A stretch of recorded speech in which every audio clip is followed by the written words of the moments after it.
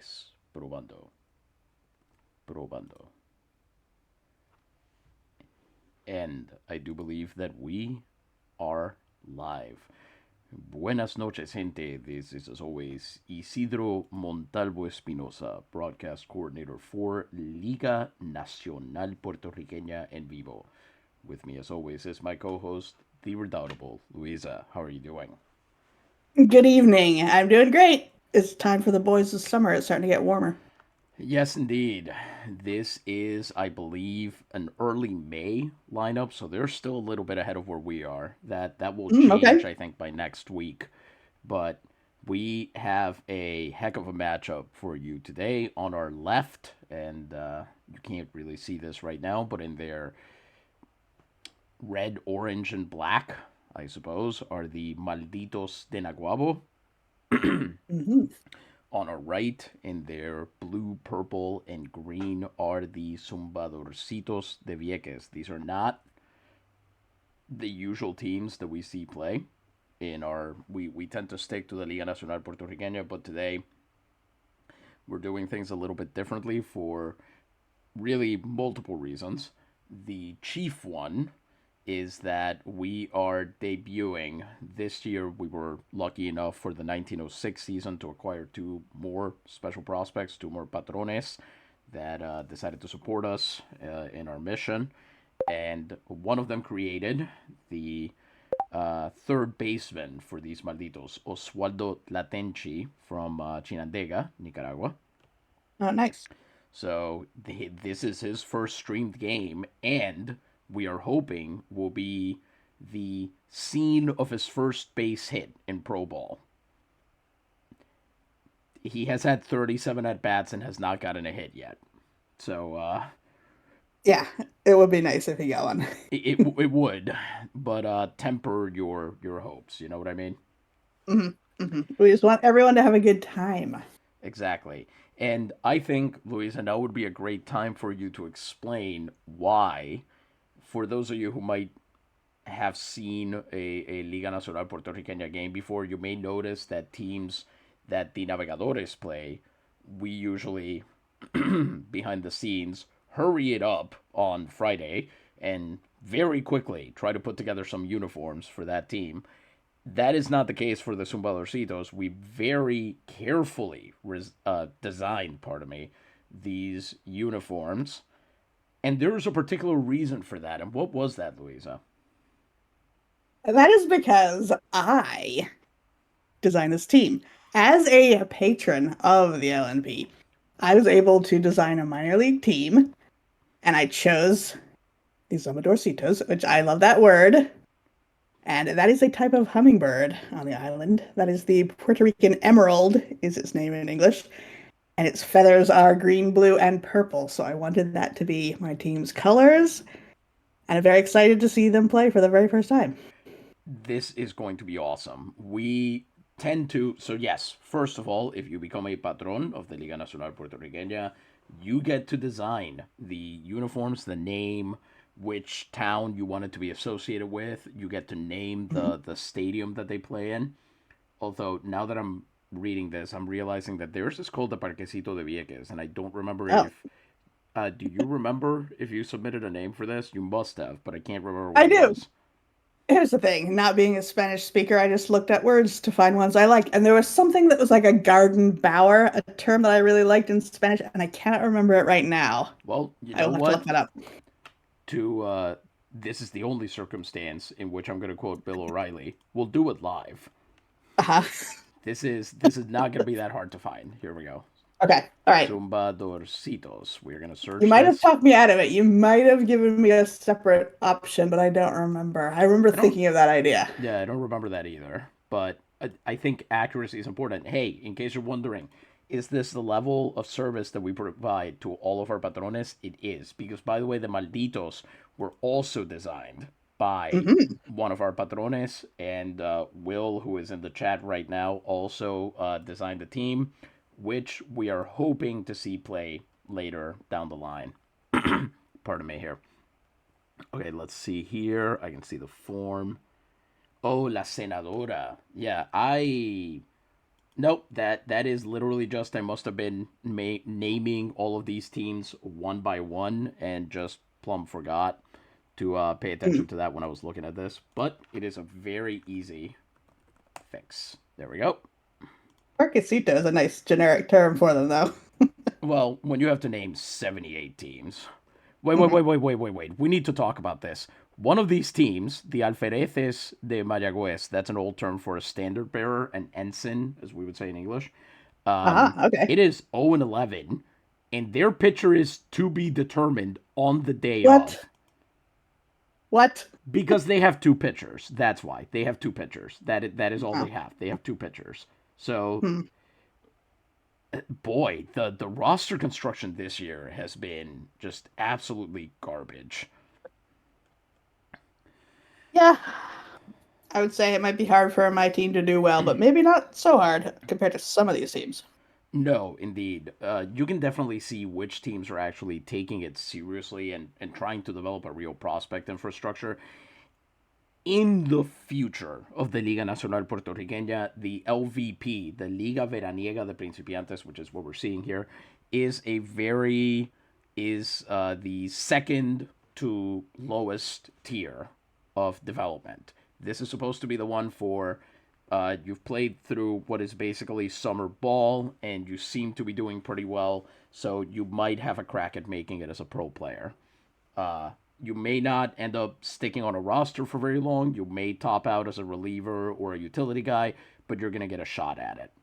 And as you can Mhm. see here, the Zumbadorcitos definitely have guys who are a little bit more developed. We're seeing here a lot of 20 and 21-year-olds, Marco Gomez being the exception so far. But most of these guys are what I believe the kids these days call unks. Whereas the Navegadores have taken exactly the opposite approach. A bunch of these guys aren't even 18 yet, which is why the season is so short. And as you may be familiar from our coverage of the Navegadores, they are also startlingly international. There are, I believe, 9 different countries represented in this starting lineup. So, Oh, wow. without further ado, let's get down to the field here, to La Senadora. Hopefully, I did this correctly. Yeah, no real. Ooh, look at those colors. That is beautiful. It's just a giant Ooh. Italian flag out there. There's a guy walking through the stands just flinging meatballs from his hot steam tray into the That's crowd. right. Yes. In fact, that is yes. There's guys dancing tarantelas out there. What? Mhm. At any rate, so we're gonna get into this game shortly. You can see here the Zumbadorcitos are in their striped green getups here. The So good. Malditos, you can't see their uniforms too well yet, but just imagine that. By the way, the Malditos also designed by one of our patrones. I don't know if I mentioned that already. I think I did, Mhm. and I'm just forgetting. Yep. But you will see that their uniforms are defined by one thing, and that is fire. And I don't mean the uniform themselves. The uniform itself is fire, although it is. What I mean is that the fire motif is also present on the uniform. You can see a little bit of that on the socks there. Yeah, it's a good design. It's a great design. So, if I do say so myself. Hmm. All right, before we begin, we read our starting lineups and get moving here. We always, even though this is a Liga Veraniega de Principiantes game, this isn't a major league game, we still have to thank the most handsome and beautiful of our long-standing sponsors. Who is this, Louisa? This, of course, is the venerable Dr. Gonzalez and his wonderful wood tar liquors. I'm sorry, I've just noticed my good microphone is unplugged. Let me fix that before I read this ad. I was wondering about that. I thought that was my headphones because Oh, geez. when I lowered my the volume on my headphones here, it seemed to get better, so I thought that was the problem. Let me see.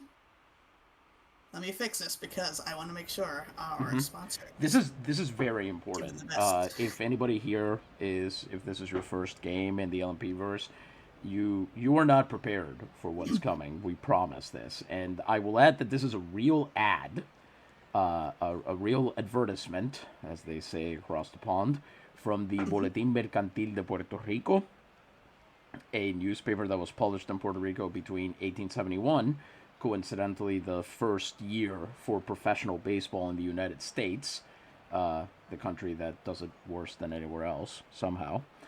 Mm-hmm. And I believe about 1916, 1917, it really dropped off after World War One, presumably because at that point the United States sort of took a stronger hand on the island. But this Puerto Rico does not have to deal with United States control of the island. They Mm-hmm. fought that and won. That's right. Can you hear me any better? I seem to be on the correct microphone. I, it, for me, it's more about the quality of the sound. The volume is actually, if anything, a little bit lower, but you sound Oh, better. You're coming through more clearly. okay. Well, that's good. And lower volume is probably good because I'm going to be emphasizing my words when I talk about Dr. Gonzalez wood tar liquor, everybody. Folks, 70,000 patients have been cured over 15 years with it. Chronic colds, rogue coughs, abundant chest discharges, asthma, bronchitis, and other respiratory ailments, all cured.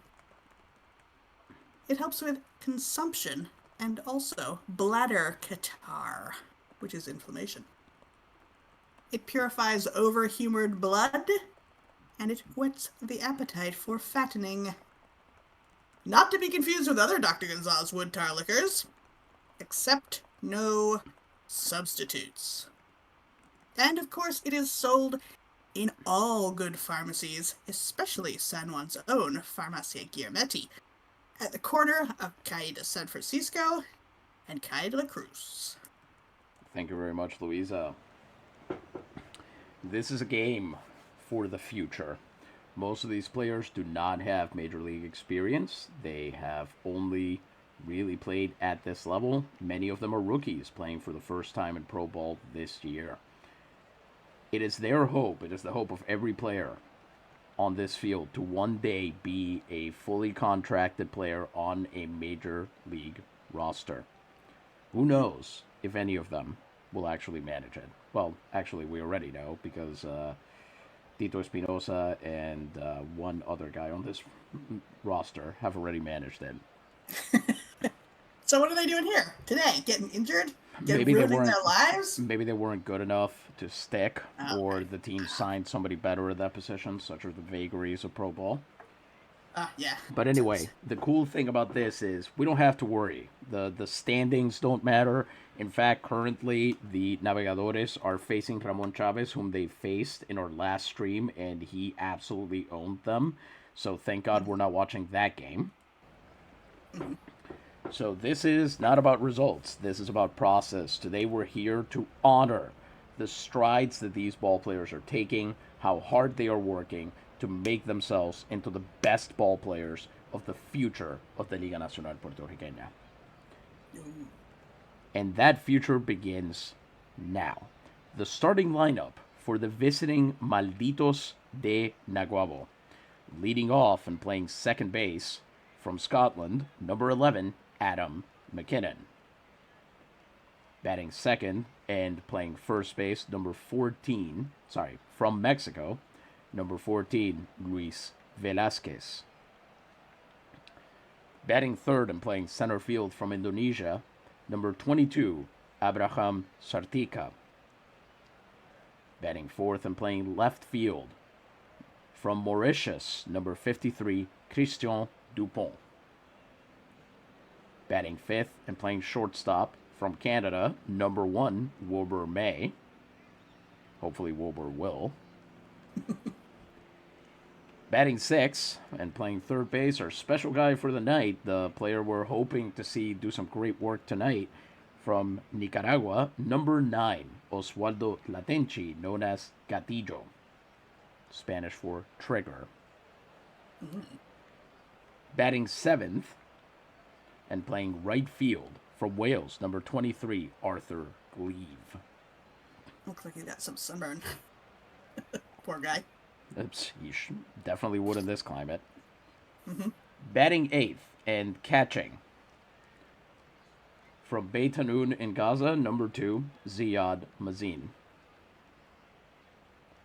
And batting ninth, the designated hitter from Bulgaria, Alexander, nicknamed Atsa Nemanjic. Number 8, pardon me. And now, the starting lineup for your... Oh, and pardon me, sorry, forgot one.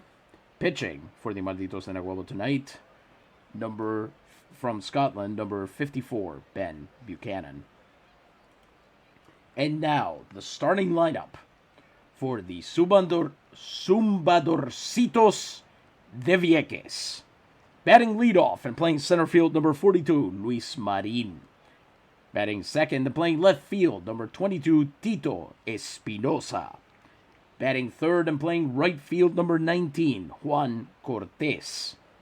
Batting fourth and playing second base from England, number 15, Joshua Walker. Batting fifth and playing third base, number 5, Marco Gomez. Batting sixth, the designated hitter, number 40, Marcos Rios. Batting seventh and catching, number 35, Lidio Reyes. Batting eighth, the shortstop, number 29, Florentino Martinez. And batting ninth, the first baseman, number 52, Julio Rodriguez. Pitching for the Zumbadorcitos tonight, it's number 8, Anatolio Aponte. Anatolio Aponte has a fastball, curveball, and sinker. This year he's been doing quite well. Over 25 innings, is carrying an ERA of 1.80, 22 strikeouts, 7 walks, 22 hits, but just 5 earned runs, 1 win and 2 losses. Adam McKinnon, leading off for the Malditos, is currently sitting on a 6.65 OPS, no home runs, and 2 runs batted in. It says, Will, the thing I miss about this not being a Naves game is there are no nicknames for Luisa to call out during the introductions. Yeah, it's true. It is, yeah. Do any of these guys have nicknames yet? That is a great question. I know Oswaldo does because the game generated him with that nickname. Okay. I don't remember if any of the other guys do. That's pretty good. I remember looking up a player once at random out of a list of 100 players, and the one I looked at, his nickname was Horsehead. Nicknames in this era were just mean. As McKinnon spoils that first pitch, a sinker sends it foul, and we are off 0-1. McKinnon, supposed to be the future at second base for the Navegadores, has struggled a little bit to really develop his offensive power. He's supposed to be a real Ilustrísimo candidate once he gets there, but he's still lagging a little bit there. You can see gets too far under that sinker and just pops it up. So that's a 2-pitch out to open the game for Anatolio Aponte. And here comes, speaking of a power stroke, Luis Velasquez, the first baseman. He's had a really slow start to the year, OPS of 391. No home runs, no runs batted in. A contact hitter who, once upon a time, was supposed to be another big slugger. When he was signed by the Naves, there was expectation that he'd really be able to bucheron it up. Didn't quite happen, unfortunately, but that sinker misses outside, and he's ahead, ball 1. Notice the red shoes, by the way, that the Malditos are wearing with their fire socks here. Very nice. Love bounces that one to shortstop, and they hold on to it. They'll eat it. Apparently no chance on the throw there. Martinez sits on it, and it's an infield hit for Luis Velasquez here. He's fast enough around the bases, so we'll quickly check on Lidio Reyes' arm behind the plate. I noticed our catcher has some nice green shoes as well. The Zumbadorcitos catcher? Yep. Awesome. I didn't notice that. That's great. Yeah. Lidio Reyes behind the plate, slightly better than average arm, but the guy you got to watch out for is Aponte. Lethal pickoff move here. And these guys, you've seen Naves games. You know the brand of the team is the running game. If they can kill a pitcher around the bases, they will take that chance more often than not. Almost too often, in fact. They're certainly trying to instill that in the younger players, but I don't know how successful they'll be. And here comes Sartica, a new signing this year. He used to be in the Culebra organization. Promises to be probably tops out at a fourth outfielder, or at least a corner outfielder. Drops too many balls to really be able to handle center field, so he's no Ham Underwood, I'll tell you that. That's, by the way, that's a factual statement. Ham Underwood has yet to drop a ball this season. Nice. He was purchased by the Naves after he signed with the Taos Artists in the League of the Free Frontier. His OPS is sitting at 5.62. He does have a homer and 4 runs batted in on the year. And see, the thing with this, as that fastball's in there for strike one, is I know Louisa likes to see dingers and she likes to see stolen bases, and we might see both. These games are insane. Things happen in the OVP that should not be happening at any level of pro ball. Oh boy, that's exciting. Sinker misses high and wide, and it's evens the count 1-1. Swings on that one and hits it right to Martinez. Looks like Velasquez gets back in time, and that's out number 2. So, as the last chance to extend the inning, here comes Christian Dupont, the left fielder, also a rookie this year. I believe he came over from the Ingenieros roster. Declan Milne, the wielder of the 100-acre wood, went over there because, quite frankly, he made us all feel like Eeyore whenever he came to the plate. And Poor guy. Yep, well, he should have hit better. So the Naves traded him to Rincon in exchange for both Mazin, whom we'll see in a bit, and Christian. Uh-huh. He also profiles as kind of fourth outfielder, utility outfielder type, and you can see there, very fast hitter, likes to go after the first pitch very often. God, I love these uniforms. And he will be out at first base. The Malditos get a hit, and that's all they'll get. And now the Zumbadorcitos have their chance. Did not realize until this very moment. Well, here's the thing, right? It sounds like both of these are diminutives, right? Malditos, Zumbadorcitos. Mm-hmm. But maldito, meaning damned, is actually just a contraction of dicho, of said. Maldicho, badly said or cursed, right? Okay. Now, of course, the reason they're called the Malditos is actually because legendary Field Marshal Martin Maldonado is from Naguabo, and his nickname was Maldi. Is Maldi. I don't know why I said was. He's still there. Mm-hmm. Plays for the Padres right now.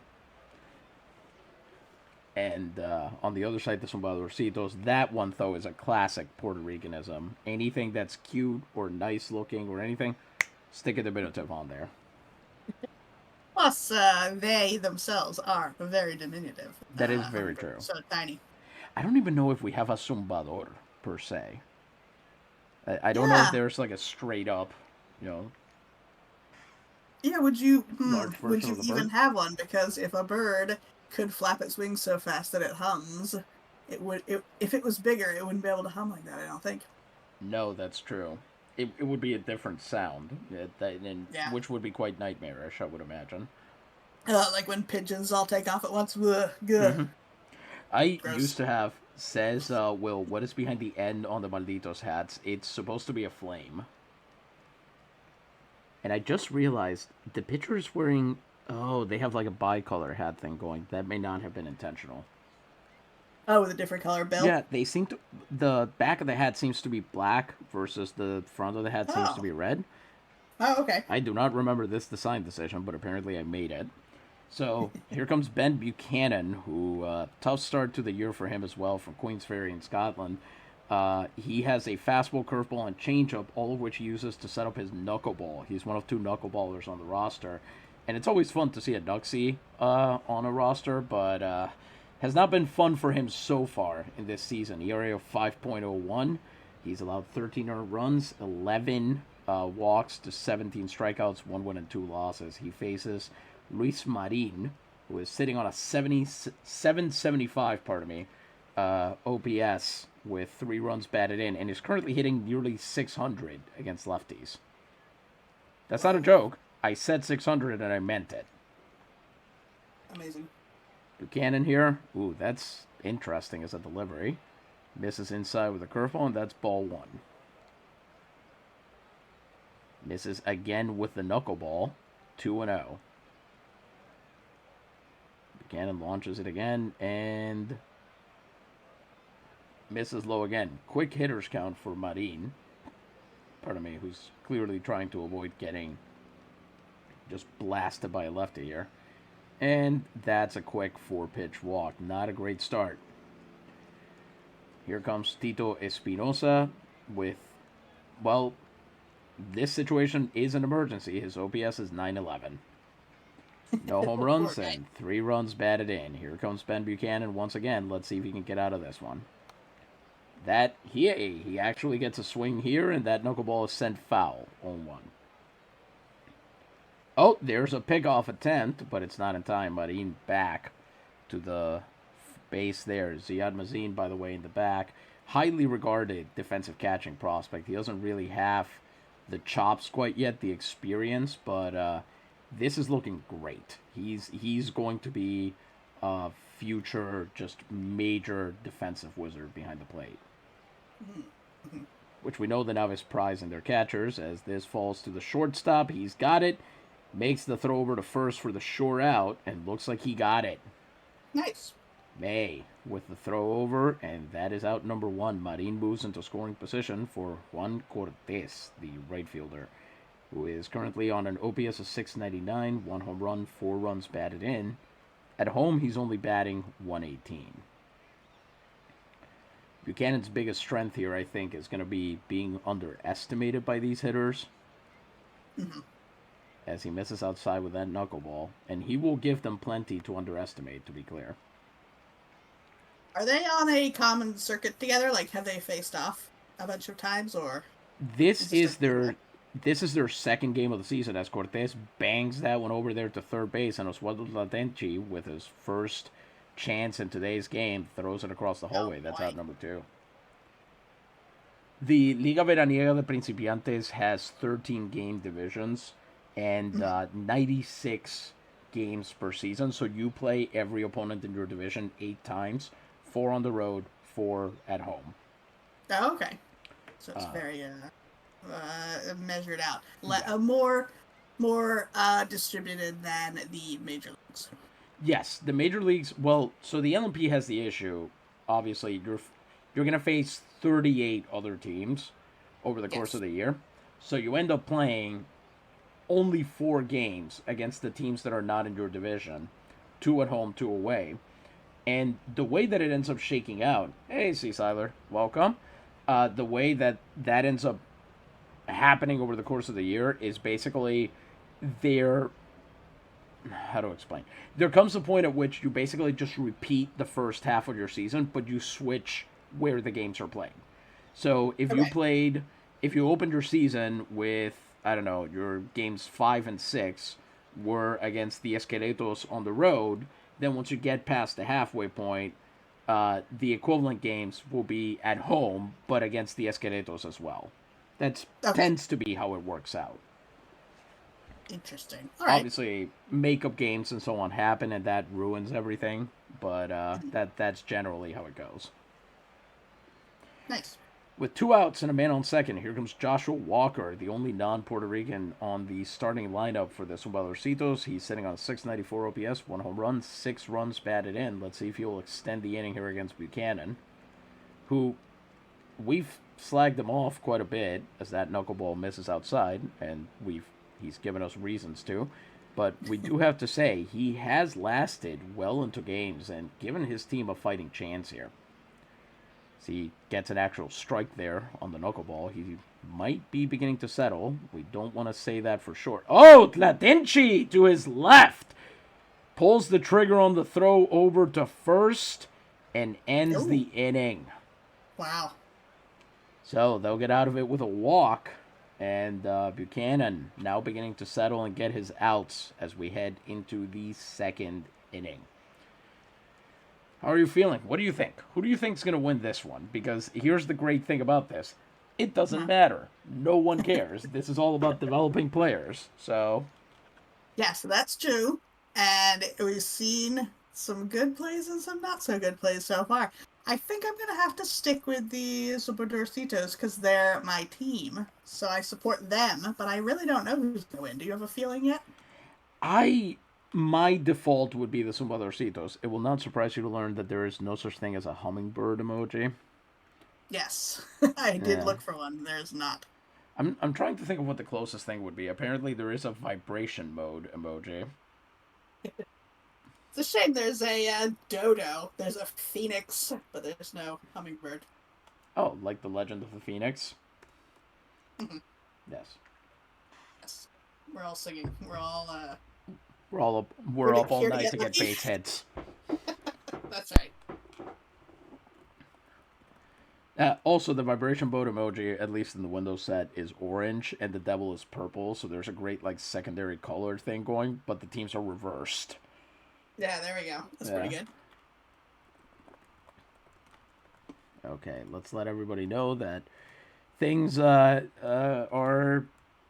that there's not much to talk about. There haven't been any scores so far. It's true. There's been a hit though. That's something. There has. I was really hoping for a steal in that previous inning. Anyway, to answer your question, I think I am also going to stick with the Zumbadorcitos because the Malditos have a lot of advantages in these games. One thing they do not have is kind of they tend to fall apart in the late innings. If they don't get out to an early Okay. advantage, then things don't tend to go their way. All right. But if there is one guy who can start that off, give them that advantage, it is in fact Wilbur May, who at the major league level, I really don't think is going to be a starter. He can play second, third, short, and left, and there's certainly a career that you can make out of that. But I don't think it's going to be one as a true major league starting player. He will probably end up as somebody's utility guy, may even be the novice, who knows. Currently, Mhm. though, he's having a hell of a start to the year. His rookie year in pro ball, 874 OPS, one home run, 9 runs batted in. Anatolio Abonte took 8 pitches to get through a first inning, allowing just a one base hit. So we'll see what happens here. That curveball misses low. 1-0. Wilbur here is exactly the kind of guy you want to have in this sort of spot, as unfortunately he can't get that one past the second baseman. Walker has it, throws to first, and that's out number 1. Here comes our boy, Oswaldo Tlatenchi, who is currently sitting on an OPS of 0.49. That Hmm. is astronomically bad. Sure seems that way. He has drawn 1 walk. And yet, despite this, he has somehow batted in 4 runs. I don't know what he's doing batting sixth in the lineup. That seems like an incredible statement of confidence from the coach here. But Mhm. Nicolas Coron, the manager this year, he knows what he's doing. The previous guy, his name was. This is a real name. I want to make clear that this is a real person. Okay. My guy was named Trick McSorley. It's a real baseball kind of name. It sure is. The entire staff last year was Anglophone. Trick McSorley, Ellis Harding, and Mark Reed. I believe Ellis Harding is English. Trick McSorley is American. I don't remember Mark Reed, what nationality he is. Mhm. But McSorley resigned after just 1 year because he got hired as the pitching coach for the Orioles. Oh, So okay. he's off to the United States major leagues, if they can be called that. Tlatenchi from Chinandega, Nicaragua, which in our world does in fact have a Nicaraguan Baseball League team. He's here to try and get his first base hit tonight. That sinker misses inside, 1-0. Nicaragua, one of the uh, one of the hidden treasures of the baseball world, as he fouls off that curveball, 1-1. Tlatenchi very much in the Jose Ramirez mold, a switchy third baseman. That's a real player, by the way, Louisa. As Okay. that's in there for strike 2. He plays for the guards. One of these guys that's like always in the MVP conversation, but never seems to outright win it. Mhm. Known for it, just kind of a 5 tool player. He's got speed. He hits for power. He hits for average. Good defense. Great guy that everyone likes. Once knocked out Tim Anderson on one punch. That was pretty funny. Oh, nice. Yep. Fastball for a called strike, 1-2. Let's see if Tlatenchi protects the plate here, if he can fight off the at bat. But yes, he should be one day just a very, very good player. I don't know that he's ever going to be the third baseman that people want him to be, but that's actually the easiest part of his game to improve. Okay. And here we go. Ooh, couldn't check his swing, goes around, and that is the first strikeout for Anatolio Aponte. Tlatenchi with his 20th strikeout of the season. I haven't checked, but I have a feeling he's in the top 5 in his league for that. Here comes Arthur Gleave, who was very sad to get cut by the Ingenieros after a couple years in their minor league organization. He was supposed to be their salvation out there in right field. The Naves picked him up after he was released. He's sitting on an OPS of 359, 1 home run, 6 runs batted in. And I mean, look at this guy. This is any manager. He might be slow on the base paths, but anyone would want to have a guy like this on their ball club somewhere. Yeah, for sure. Also, I will say, I forgot to mention, he went home and signed with Cardiff. No. And then the Navegadores bought his contract from them. Wow, okay. So, just when he thought he was out, they pull him back in. Yep.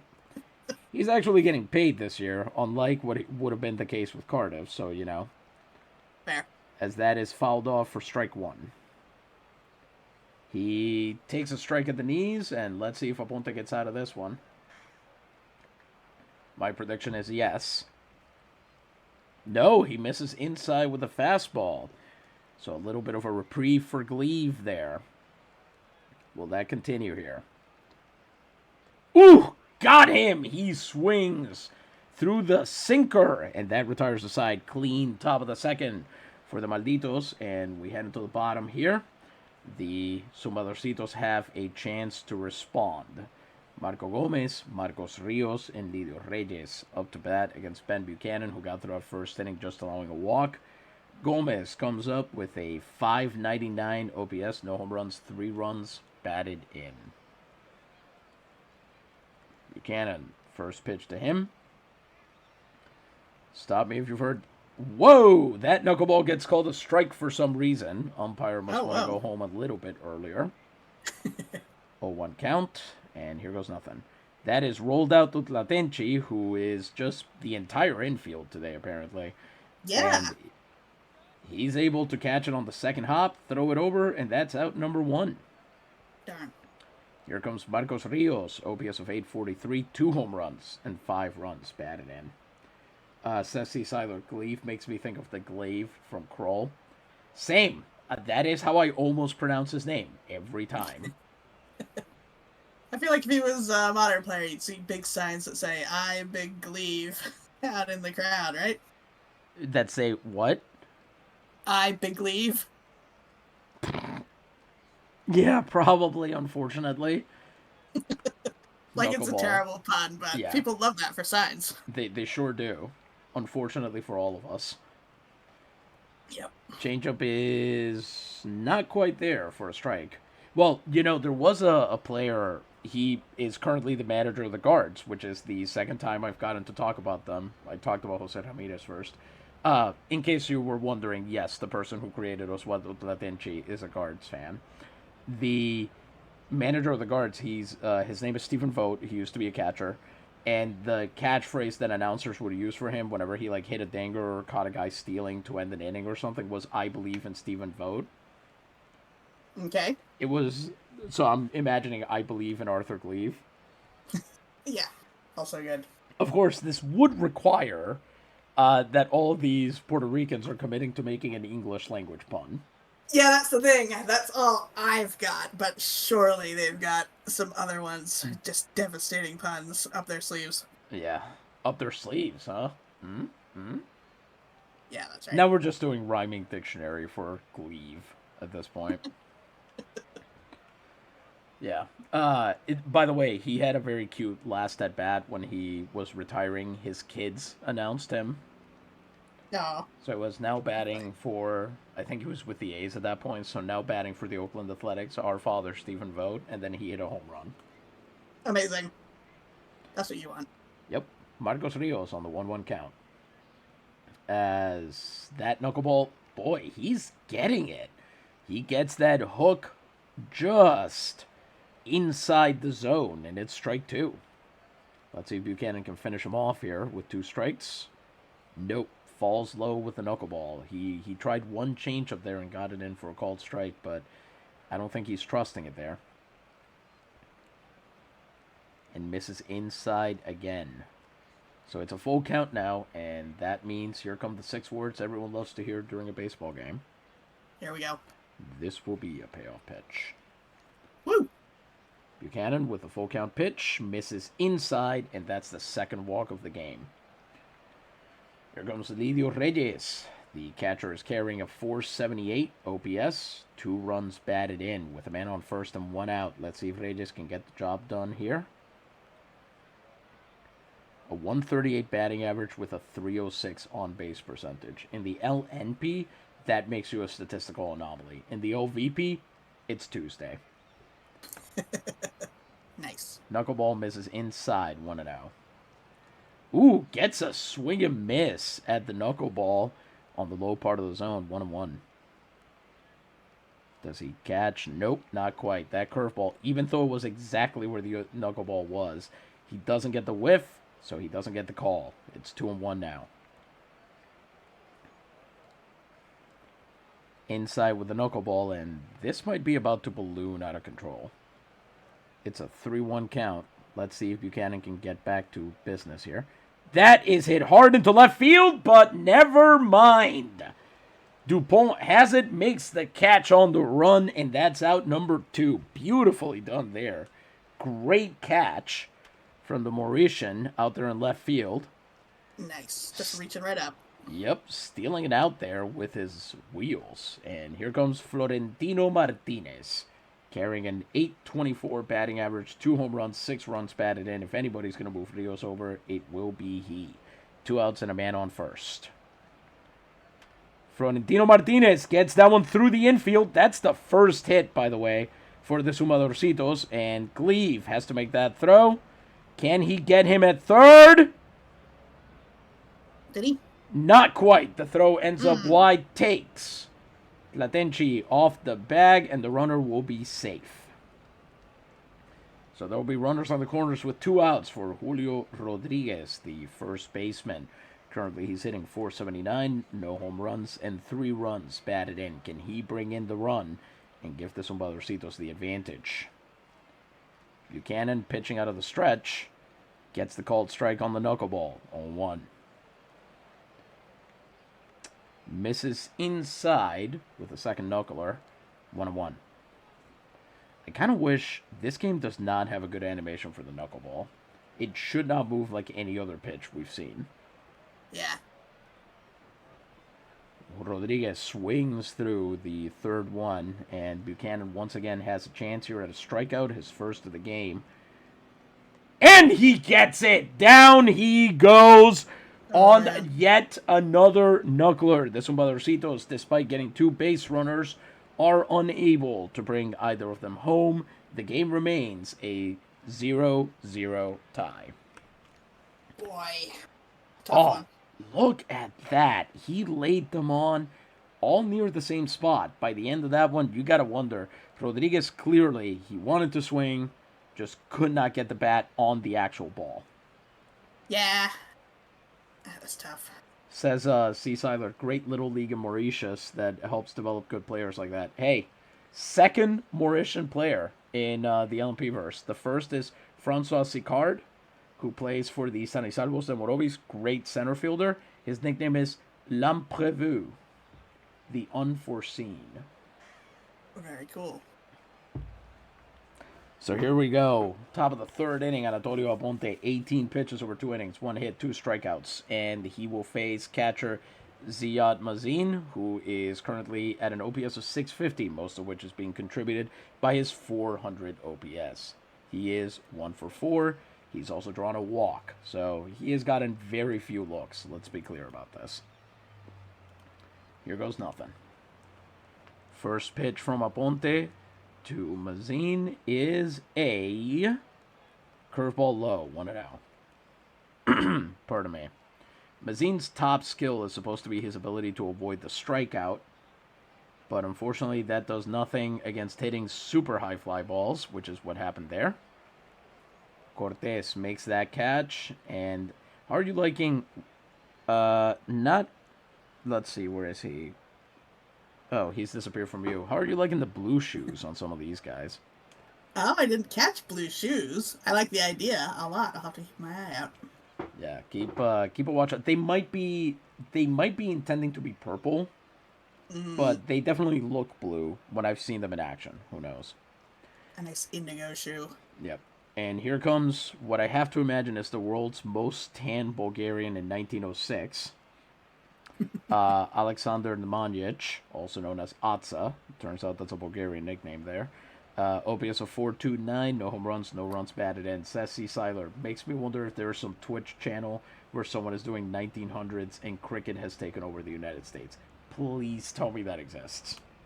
That would be pretty good. Nemanjic hits that one directly to Gomez. He's got it, and that's out number 2. A quick one on the fastball there. And we didn't get to talk about him, but Nemanjic he is probably topping out, I would imagine, as a decent outfielder. Okay. He's got okay speed. He should be good at the plate. So it's really just a question of getting him the reps. He needs to play, he needs to develop, and hopefully next year he can spend some time in the practice facility and start getting those proper gains. Here comes Adam McKinnon to try and extend the inning with 2 outs and the bases empty. He's 0 for 1 on the day. Swings on the first pitch, and that is going to land foul. Haven't seen too many of those from the Malditos yet.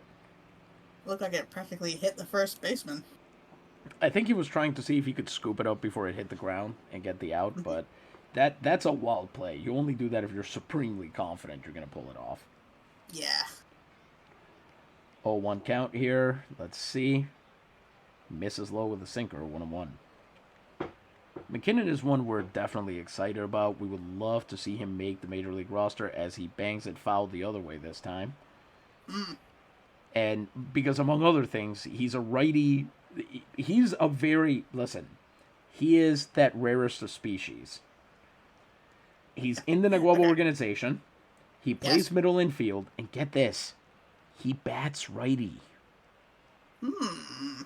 That is unusual. Yeah. 1-2 count.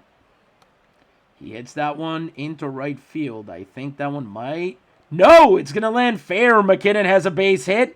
He's going for 2. Is he going to make it? Can he do it? He does. He's well ahead of the throw. And number 11 is on second base for the Malditos here. The play-by-play here describes him as capering around first, which feels low-key racist somehow. Yeah, he was pretty dead set on going from first to second, it seemed like to me. For sure. I think the first base coach was like, yeah, that's far enough. You can definitely do that. I'm actually surprised the right fielder wasn't ready to catch that one. Maybe he just misjudged where the ball was going to land. Yeah, it was close to the foul line. Indeed. So he's into second, and here comes Luis Velazquez, who's already 1 for 1 on the day. And McKinnon has the speed, I think. A ball into the outfield, he could definitely come around third and score. And Velazquez lances that one down the right field line, but that is landing foul. Yep.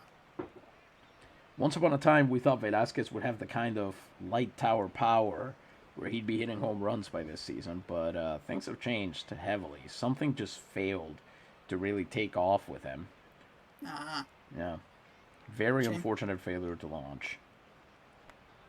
Hits that one foul the other way, and we'll keep going here. 1-2 now. Aponte trying to finish it. And Velazquez trying to continue the inning. He hits the dirt with that sinker, and it's 2-2 now. Oh, he got him on another check swing. Aponte gets his third strikeout. 2 of them so far on players who go too far into a fastball. And the Malditos leave one on after 1 hit. We head into the bottom of the third.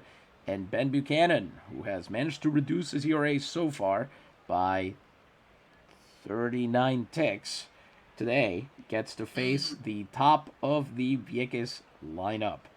Buchanan is through 2 innings on 30 pitches, 1 hit, 2 walks, and 1 strikeout. He will face Marin, who drew a walk off of him last time. Marin this time hits that one hard, hits that one deep, but hits that one foul. Strike 1 on the knuckleball. This is where it could get dangerous. The problem with the knuckleball is that if any batter... batters are not supposed to be able to time it up because you are putting no spin on the ball.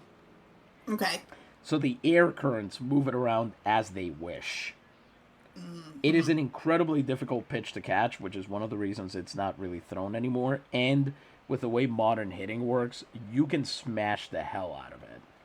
Ah, okay. As that pitch falls inside. But the batter has to impart all of the power. So they have to be able to completely time it up, and there's so much random factor to it that it should not be possible to do it. Okay, interesting. But that's assuming he's throwing it well. Jim Bouton, ball 4, repeatedly talks about, like, it just wouldn't knuckle. He'd go out there and throw, and it just wasn't going anywhere. Mm-hmm.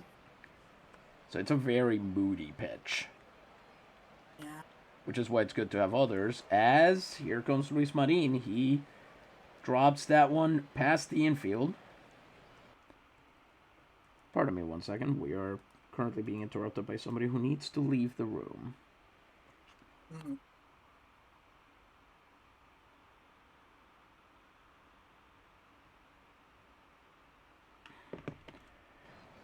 That's going to be The ads are so funny.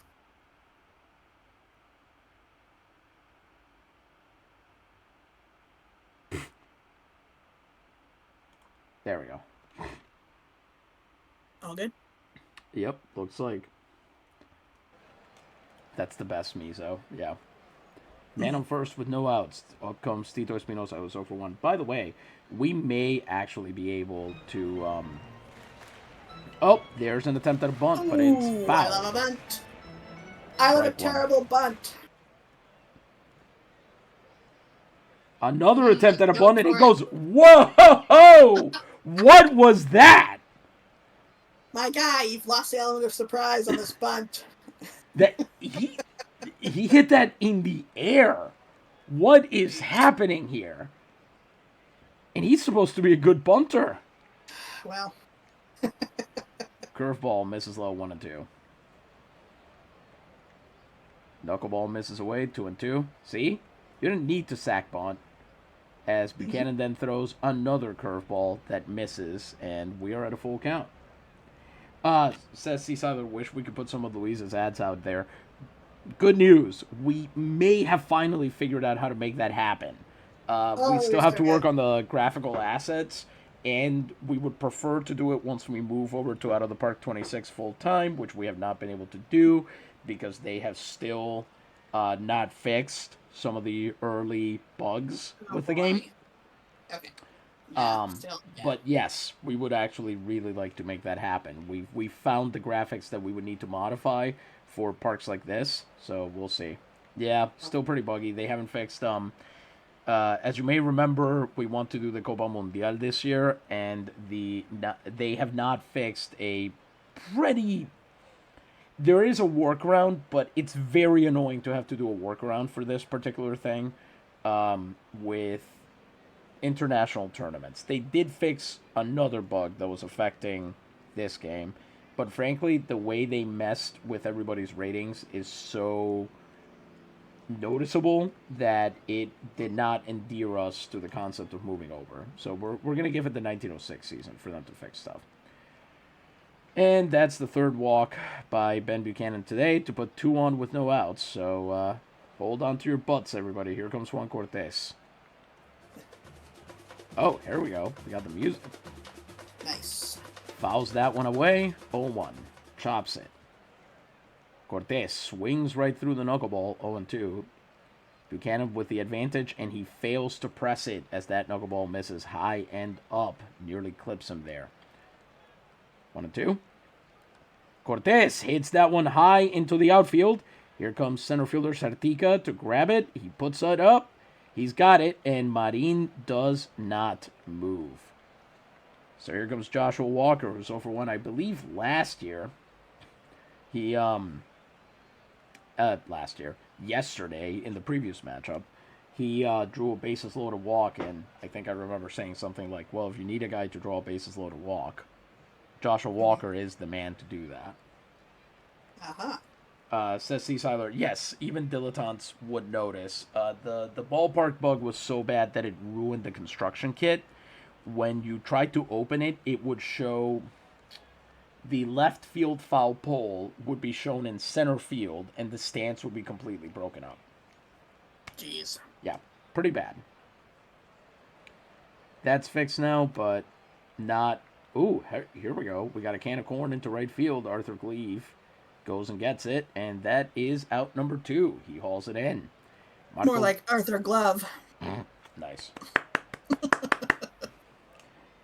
Well, do you remember when we had Trevor Glover on the Naves, and his whole thing was that he was actually good at defense? Yes. And then the rest of the Naves nicknamed him Abuelito because he was older than all of them? Classic baseball. Mm-hmm. Marco Gomez comes up. He's 0-1. I wonder if they even told him what that meant. Yeah, probably not. Says Will, foul pole in center field, baseball by Escher. Yeah, that's pretty much what it looked like. Lance down the right field line, but that is going to land way foul. Players will have to run back on that one. And it's out, and it's strike 1, pardon me. 47 pitches here for Buchanan. Gets the knuckleball for strike 2, right down the middle, too. That is daring. Can he finish him off here? That's hit down the third baseline, but it bounces foul. So we'll stay at 1-2. Misses inside with that curveball, which he has not been able to land basically all game here. 2-2 count. Oh, he plunks him. Oh, no. Don't hit guys. Don't do that. So that will load the bases, and Marco Gomez looks like he's been injured. Although I don't know how much of that is him selling it, because he definitely didn't get hit on the foot. Yeah. And yet he's acting like he did. Maybe an aftershock there. Thigh? Was it like thigh level? Well, the trainer was checking out his foot, but I wonder if maybe he, maybe the ball bounced off of where it hit him and got him in the foot there. Maybe he flinched and the way he brought his leg down was bad. Always possible. Here comes Marcos Rios, who last time drew he drew a walk. Here, if he did that again, that would be extremely funny. Fastball misses high, 1-0. Buchanan under a lot of pressure here. He's got to be able to perform. Knuckleball misses low. Boy, he is just not even trying to find the zone here. We're going to start moving some people in the bullpen here. 2-0. He gets him to hit that one, but it goes foul, unfortunately, 2-1. That one also goes foul right at the plate. Rios not able to generate any power off of that curveball. And let's see what happens here. That's hit hard right to second base. He's got it, and they're out of it.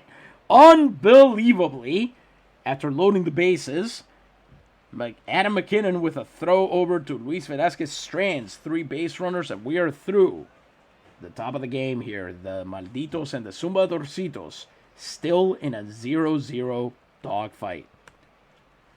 Before we continue with this ball game, we are going to have a word from another of our wonderful sponsors. Louisa, the booth is yours. Thank you. La Aurora, a newspaper of primary and secondary instruction, which will be published under the auspices of the professors and followers of the developments in this country. Convinced as we are that primary instruction is the essential necessity of man constituted as a social being, since without it he lacks the most powerful of political guarantees, the base and foundation of his morality, and the firmest support of his social liberty, guided by these principles, and recognizing that the press is the principal instrument to support and inculcate those same principles, this newspaper has been established, exclusively dedicated to this purpose, and I propose it to the public under the following conditions. It will be published in Madrid in 16 pages on the 13th and 28th of every month. It will have a section for announcements, and separately will be accompanied by a new compendium of grammar in Spanish. 3-month subscription costs merely $2.50. Anyone who desires to subscribe to this paper will send their name to its agent in Puerto Rico, Leonardo Perez Benitez. And then a follow-up note from 2 months later. I beseech all professors who have received the first issue of this newspaper to, if they please, make it clear to me whether they intend to subscribe, and if not, to return it to me, who, as its agent, believes it just. Signed, LP Benitez. This is great. So I wonder if he gave out promotional copies of the newspaper. Maybe he got a little hot under the collar about how people were enjoying those and not subscribing. So he thought, maybe I better put a little shame to them in writing. It's a very funny task for the newspapers back, though.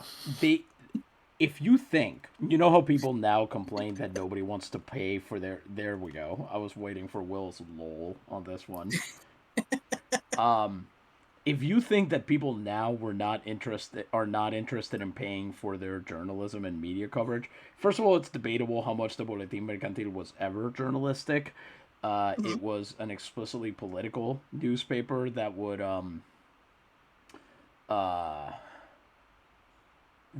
express openly,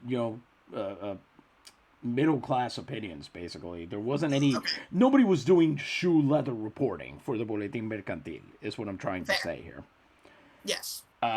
So given that, it's still very funny that no one wants to pay for this paper because the Boletín Mercantil also had to ask for people to, if you're not going to get the paper, please, just let us know so we don't have to send it to you. They actually closed about a month in a bunch of their bureaus. They apparently were founded with agents in several towns throughout the island, and about a month in basically said, yeah, we can't finance this anymore. Please, if you still want to subscribe and you live in one of these towns, please send the stamps so that we can send the paper to you. Oh, wow. That's a shame. They had big ambitions. I got... Oh. No, go ahead. I feel like it's a harder sell for L'Aurora to get professors and followers of developments in this country. Like, it seems like a scholarly newspaper, perhaps?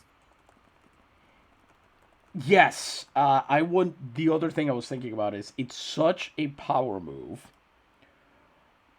to, as a newspaper in this era, which, by the way, as somebody who has to read a lot of these for the LNP, they have spelling mistakes. They have grammar mistakes. It's kind of a power move to send a compendium of grammar with your paper. You're basically just inviting getting yelled at by the obviously professorial crowd that you're explicitly trying to cultivate, I wonder where the switch is. Like, nowadays, if you say you spell that wrong, the person can't say, says who, because you're like, the dictionary says right here. And I know in the 1700s, people kind of wrote using whatever kind of spelling they felt like. So where was the change? Where was the point where you could say, this is wrong in spelling or in grammar, and the other person had to go, oh, you're right. And not, no, you're wrong. I want to spell it my way. See, this is an incredibly Anglophone question to ask because in the Romance speaking world, we all had national academies that established an authoritative version of the language by the 19th century. All right, fair enough. So So this would the not have been an issue. well, here's the interesting bit, right? This is the time when those things are becoming standardized on the continent. The Academie, I think the Academie Française beats the Spanish Real Academia by some years, but obviously Italian did not exist as a standardized language until around this time when Italian unification had just been recently completed, and the Tuscan dialect of Italian is what becomes standard Italian because it was Dante's Italian. Right, yes. So then you've got that. I think the French, because of the French Revolution and standardization during the Enlightenment, that really was the sort of kickstart to that. I know German spelling reforms begin around this time as well. And in Spain, this is the time when the Real Academia really begins saying, like, no, no, no, no, no. There is a right way and a wrong way to say and write things in Spanish. And we are going to put together a dictionary that tells you that much. But in this paper, which is written by and for educated commercial people who would have had degrees, who would have often studied in Spain, and would have been very, would have thought of themselves as having a lot of links to Spain. In the LMP verse, the Boletín Mercantil is one of the nationalist papers, which you would think the nationalists would be the less Hispanophilic part of things, but they're not. Very strange there. The radicals were really more the dedicated pro, very much anti-Spain people there. But despite that, there are obvious spelling differences. There are things where I can't really explain why things are spelled the way that they are. It makes sense for pronunciation sometimes, but other times it doesn't. And you can only really figure it out because it's a very long word. And so you kind of go, there's no way they actually meant to write it this way. Wow, that sounds like a real authority issue to untangle. Yeah, it's very interesting. I mean, I was when I was in high school, I was assigned specially the book The Professor and the Madman by Simon Winchester about one of the contributors to the Oxford English Dictionary who turned out to be a former Civil War doctor who had a mental breakdown and ended up in Broadmoor, I want to say, in the Oh United wow, Kingdom. amazing. And he would send in all of these quotations, and they made a movie of it, which is not good, and takes out a lot of the complexity of the book. I'll say that. But I read that, and then later I read The Meaning of Everything, which then zooms out to be the entire process of the Oxford English Dictionary. And one of the explicit things about it is that they said, well, there is no Academy of Language in English because Yeah. basically Webster's dictionary existed way too early, and there was no desire from the United States for that kind of cooperation. Whereas the Real Academia does have branch academies in pretty much every Spanish speaking nation that function as kind of this is how we say things here, and then the dictionary of the Real Academia will acknowledge that. Okay, I see. So it does make sense at the time that you would want to appear educated and worldly to make sure that you follow the guidelines in this grammar book, I'm sure. Exactly. Okay, here we go. Top of the fourth. Anatolio Aponte, 3 innings, 30 pitches, 2 hits, 3 strikeouts. He faces Sartica, Dupont, and May. Sartica is 0 for 1 on the day. Let's see what happens. You have to love that if you come to an LMP game, sure, you're going to watch some wild baseball as that fastball hits the corner for strike one. But what you're also going to do is learn about the history of spelling and language reform in the 19th century.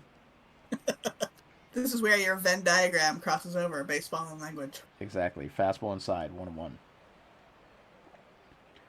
We've considered before just paring down the LMP Gazeta blog just down to the glossary page and just doing that.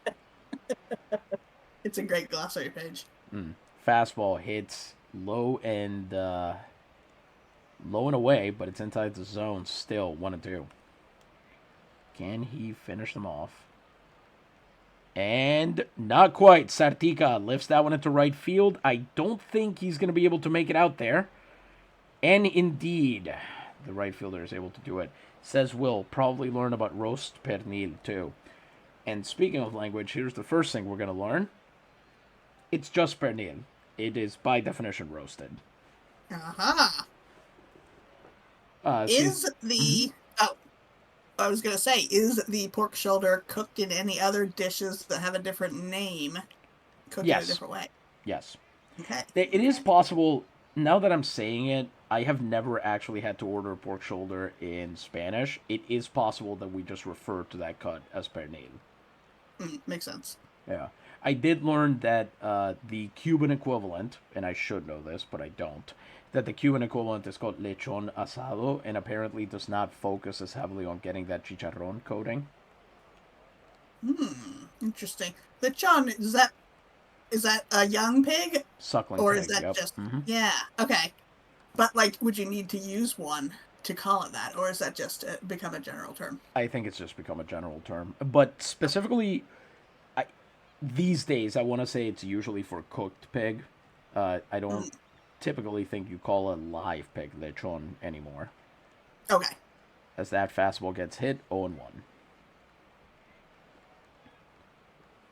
But yeah, we were comparing pernil versus lechon asado. You know, do you use this? Do you use that? And a lot, from what I understand too, plantains were de-emphasized in the Cuban cooking that this coworker of mine learned.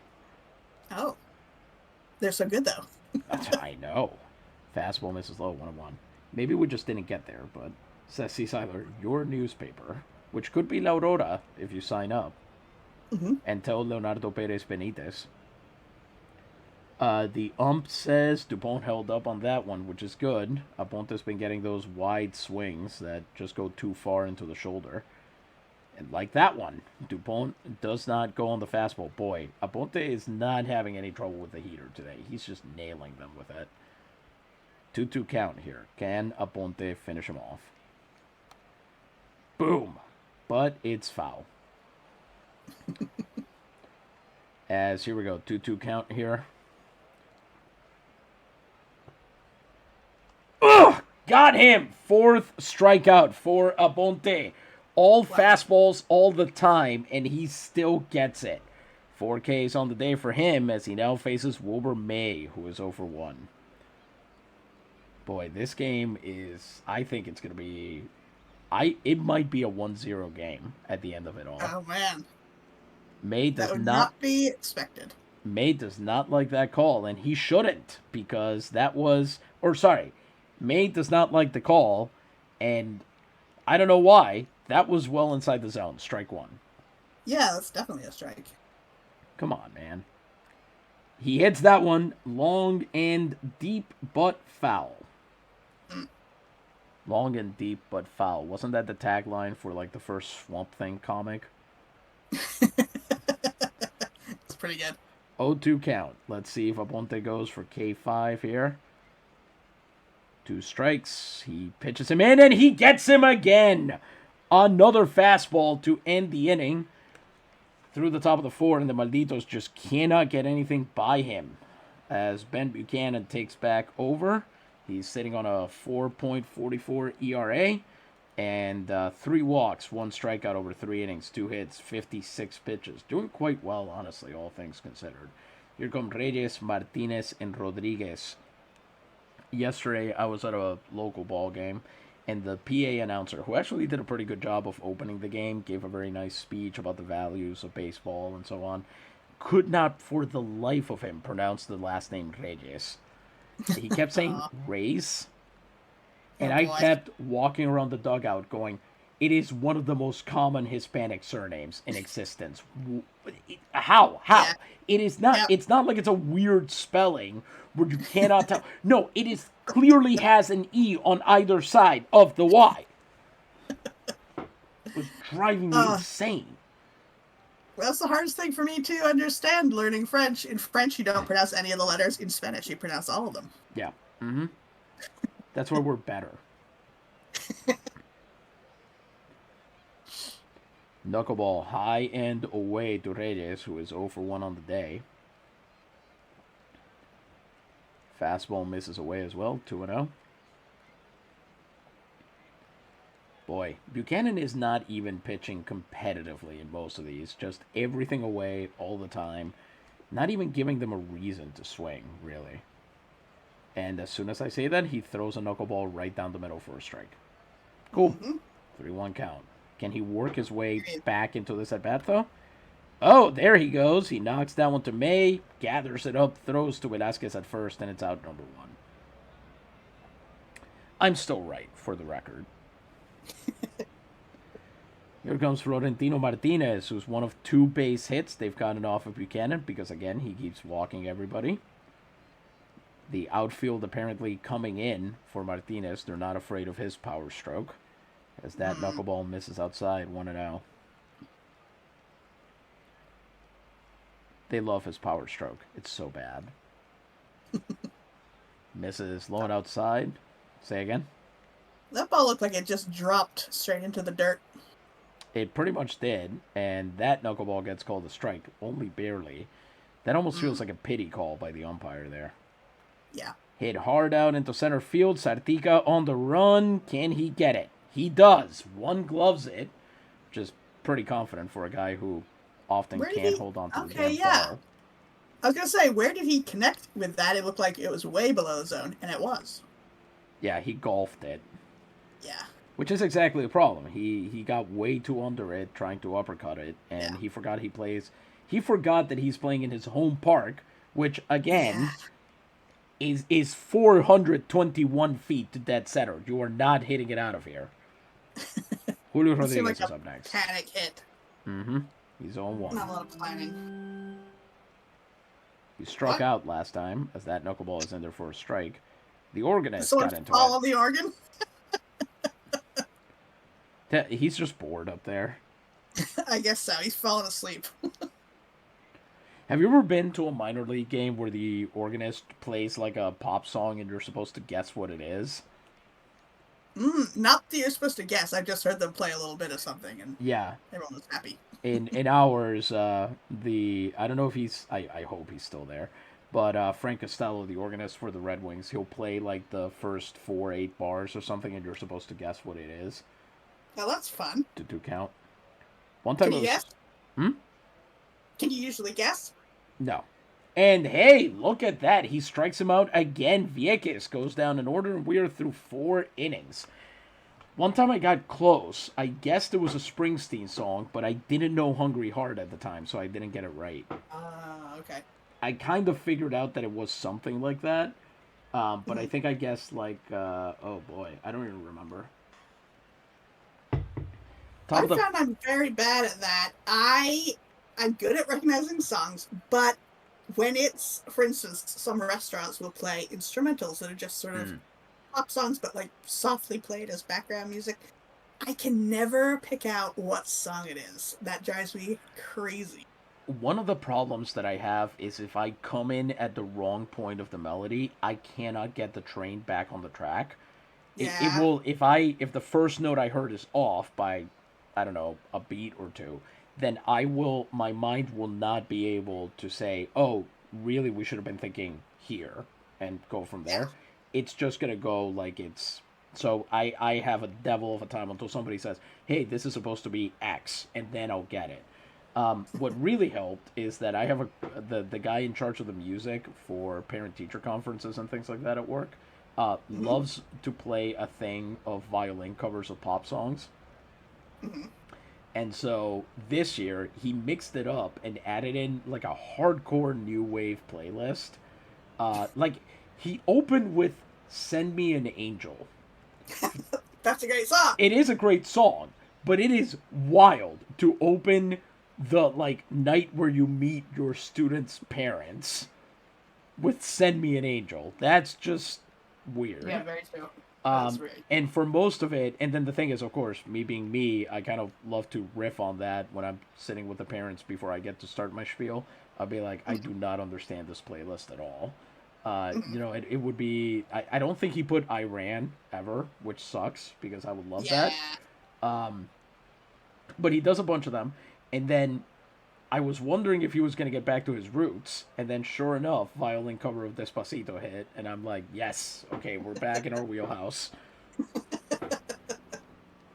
Oh, that's great. The other day I heard what I believe to be a violin medley of multiple songs that involved a Despacito in there. Nice. Yeah. I used a cello cover of Despacito for a short video I made, and it's great. It sounds so classic, then you're like, wait a minute, this is Despacito. Mm-hmm. Mm-hmm. Wonderful. Yeah. I was recently at a wedding where I was informed that they wanted to start the dancing with Despacito, but the lyrics are incredibly sexual in Spanish, so they instead switched it to Gasolina because at least there the metaphor is subtextual enough that if you've never heard the song before, you're probably not going to pick up on it. Whereas Luis Fonsi in Despacito makes references to songs that are pretty much just very clearly about getting down. That's fair, I suppose. I don't know that you can listen to Gasolina and not get the idea that it's not about. Oh, you can get the idea, but you're not. Let's be honest here. Every reggaeton song from that era is about the same idea, really, except for the ones that are about bragging, which Sometimes Daddy both. Yankee is also very awesome at. I will say. Yeah. Yes. All right. Well, he was. Now he's a pastor, so he's a man of God. Things are different now. Just like MC Hammer. God. Reverend Hammer. Anyway. Yeah, true. Anatolio says Seasiler, especially at a wedding. Yeah, good point. We really got our Westerosi custom on there. All right, here comes Aponte. 4 innings, 43 pitches, 2 hits, 5 strikeouts, facing Tlatenchi, who is 0 for 1 on the night. Ooh, this is going to be interesting. I think something's about to happen. Tlatenchi up the middle. My God, he did it! Dios Amazing. mío, Oswaldo Tlatenchi gets his first base hit in pro ball. A grounder up the middle into short center field. Beautifully done by Gatillo, leading off on the curveball, which they've had trouble seeing all day. Cannot believe we just saw that happen. His batting average is now 0.26. It was amazing. You really threaded the needle, getting the ball right through the infield. He sure did. And now that the quest is accomplished, who cares who wins this game? Here comes Arthur Gleave, who is 0 for 1 on the night. The corners are drawn in. Ooh, they're going for the bunt. And it will be bunt? a successful sack hit. Aponte throws to first. Gleave is out. It's his number 2. And the very interesting thing here for me is the Navegadores are forbidden from sack bunting. Uh-huh. So the fact that they are practicing it at this level, I can only imagine that when they get up to the next one and Burford's like, no. You're like, but I got so good at it. I did it all the time. Exactly. Real quick, we need to check. I'm trying to decide what accent Burford is saying that with because he is English, but I don't remember what region of the country he's from. He's from Wells. Tunbridge Wells, I'm guessing? Is that in the South? I don't actually know. He is from Kent, it would appear. Okay. Unless there's a different... Oh, wait, no. Wells is in Somerset. Oh, okay. So you got a very, E forward accent. E. Yeah. I cannot do it. I don't know how that would work with the word no, to be honest with you, but... Yeah. All right, man on second with 1 out for Ziad Mazin, who is 0 for 1 on the day. Can he do something here? That curveball is it. Ooh, nice little call by the umpire there. It's 0-1 as Aponte gets an advantageous call. Aponte then misses with a fastball 1-1. Masin hits that one. Ooh, panic hit, you were saying. That's sure enough what happened there, and it ends up foul for a reason. Espinosa tries to go get it, but it's a curveball sent down the left field line. So now Mazin's got to protect the plate, and they have not proven good at that. Expecting strikeout number 6 here in a second. Yep. On another bad call from the umpire. That really sucks for poor Ziad. His entire point at the plate is supposed to be that he can avoid the strikeout, he can extend the at-bat. He knew that wasn't a strike. Everyone on the field knew that wasn't a strike. Yeah. So I guess at least the umpire's not playing favorites because he's making bad calls for both sides. that is, yeah, he just sucks. Yeah. Maybe it's his first season as well. Very true. It may well be. Here comes the Monjic, who is 0 for 1. And first pitch once again. This time he pops it up into foul territory. That is not going to make the stance. It'll be Gomez getting it.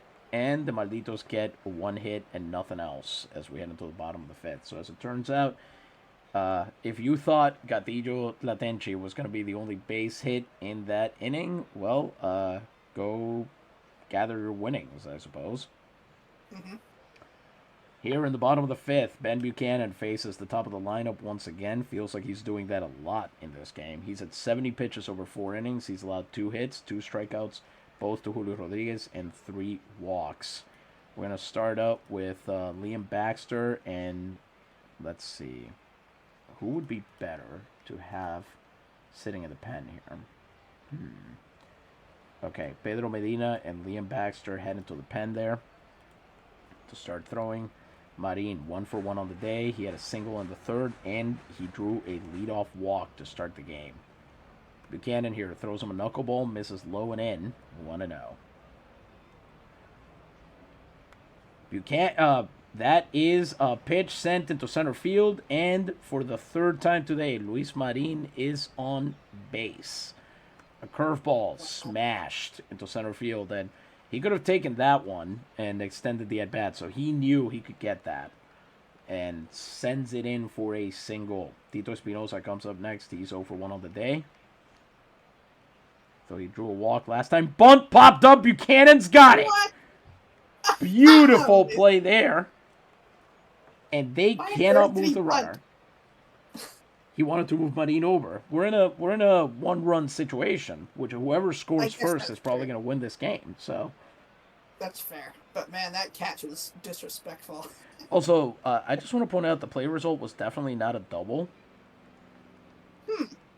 That's strange. Yeah, that's very strange. I guess nobody on the out of the park team thought that that you might want to replay a pitcher catching a bunt. I guess so. They should be prepared, though. Don't they know baseball fans love stats? Indeed. Here comes Juan Cortez, who's 0 for 2. Buchanan may have just saved himself this inning, as there's a pickoff attempt to first there.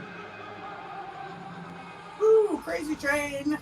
Cortez sends that one down to first baseline, but it's foul. 0-1. That's sent down to third baseline, and it dies. 0-2. That ball just pick me up. I'm done. Let's see, can Buchanan finish him off here? As he misses low with that changeup. That's been his problem. Even when he does get 2 strikes, he just refuses to keep going. As here, he sends that one into right field. They are going to communicate. They're going to talk to each other, hopefully. And it'll be McKinnon all the way in right field to go get it. That's a lot of range covered on that hit. I mean, look at that. They converge there. And there's number 11 getting it done. 2 outs, man on first, and here comes Joshua Walker, who's 0 for 2. Oops, something's about to happen. I don't know what it is. Hits that one into left center, and that might bring in the run as it's all the way to the wall. Here comes Sartica. Wow. He's going to throw. And are they cutting off the runner?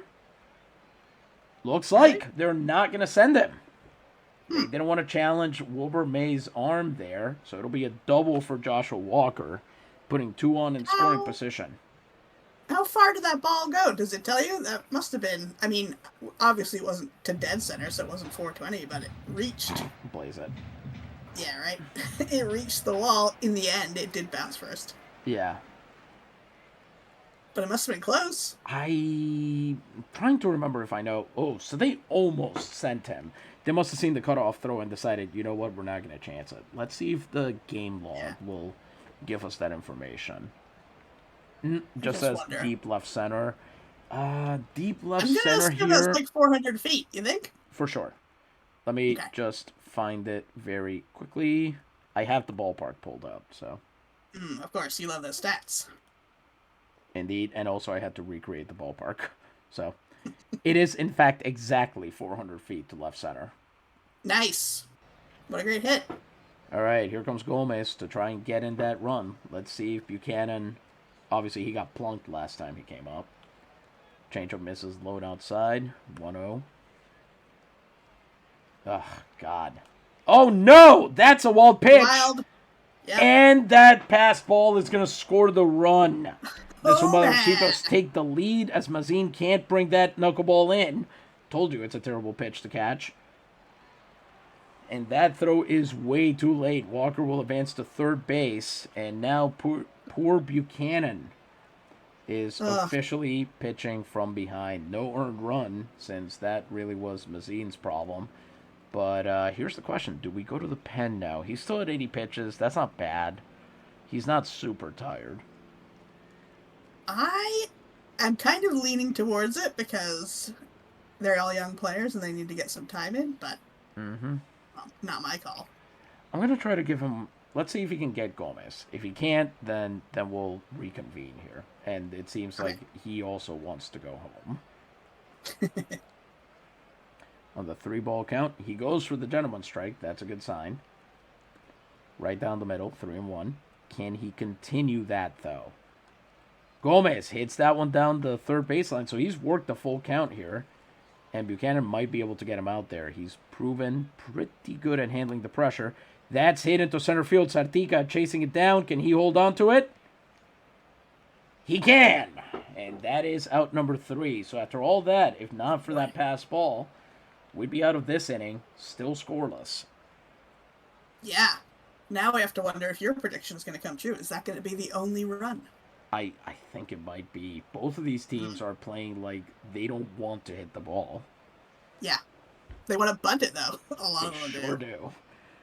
Anatolio Ponte, 50 pitches over 5 innings, 3 hits, 6 strikeouts, faces the top of the lineup himself. McKinnon is 1 for 2 on the day. Then Velasquez and Sartica. I'm going to take a quick look here at who else could come in and relieve these guys. If we need some pinch hitters, which we definitely will soon. Okay, we have some options. If we get to a designated hitter again, Francisco Boucher is definitely an option. Nicola Zacayo, whom I do not even remember signing, but there he is. That's a great sign, right? I don't think Damianos Angelopoulos is a good idea today, and there's always Trevor Ransom, too, who usually is good for kind of some weird shenanigans out of his spot. But we have to get there first, so let's see what happens. How come I know all these names? What? How come I know all these names? You've seen them in spring training. Oh, okay. As that line drive is launched to Espinosa out there in left field, he makes the catch, and that's out number 1. Swinging on that first pitch, it's going to get him yelled at. Here comes Luis Velasquez, and I think this is going to be the trigger for our first pinch hitter. Okay. Now batting for the Malditos de Naguabo, number 10, Nicolo Zacayo. He is Marshallese. Wow. Wait, did I? Where is that? The Marshall Islands are... That is a great question. I have no idea. I'm not great at geography. I think I'm decent, but that was eluded me. They are between Hawaii and the Philippines, which seems like one of those...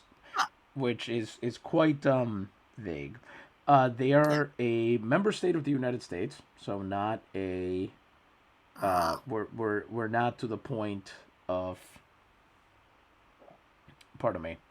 We're not to the point of something like Puerto Rico, where they are not a member state of international organizations, but they are in a compact of free association with the United States.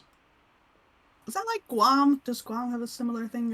No, Guam is a U.S. territory, straight up. Okay. Yeah. Okay. Interesting. Yes. All right, here we go. Zakayo, 3 for 6 in this season so far. 2 runs batted in already. Let's see if he can shake Aponte up a little bit. We're picking him because he's a first baseman by trade, so he can just stand in for Velasquez. As Zakayo swings right through a fastball on 1. Curveball misses low, 1-1. Zakayo hits that one right to second base. Walker has it, throws over, and that's out number 2. Well, didn't quite work out there, so it'll be Sartica to try and extend the inning. He's 0 for 2 on the night. Aponte finally starting to flag a little bit. He's at 54 pitches. Dupont on deck. If Sartica can get on base. And Aponte opens him up with a fastball strike outside on 1. The thing is, at this level, as Sartica chops that one foul at the plate, 0-2 on the curveball, at this level, you have to hit that you have to absolutely hit the heater. If you can't do that, you're never going to make it past this level. Did he just chop it right into the ground? Like, how did he Basically, hit it? yeah. Mm-hmm.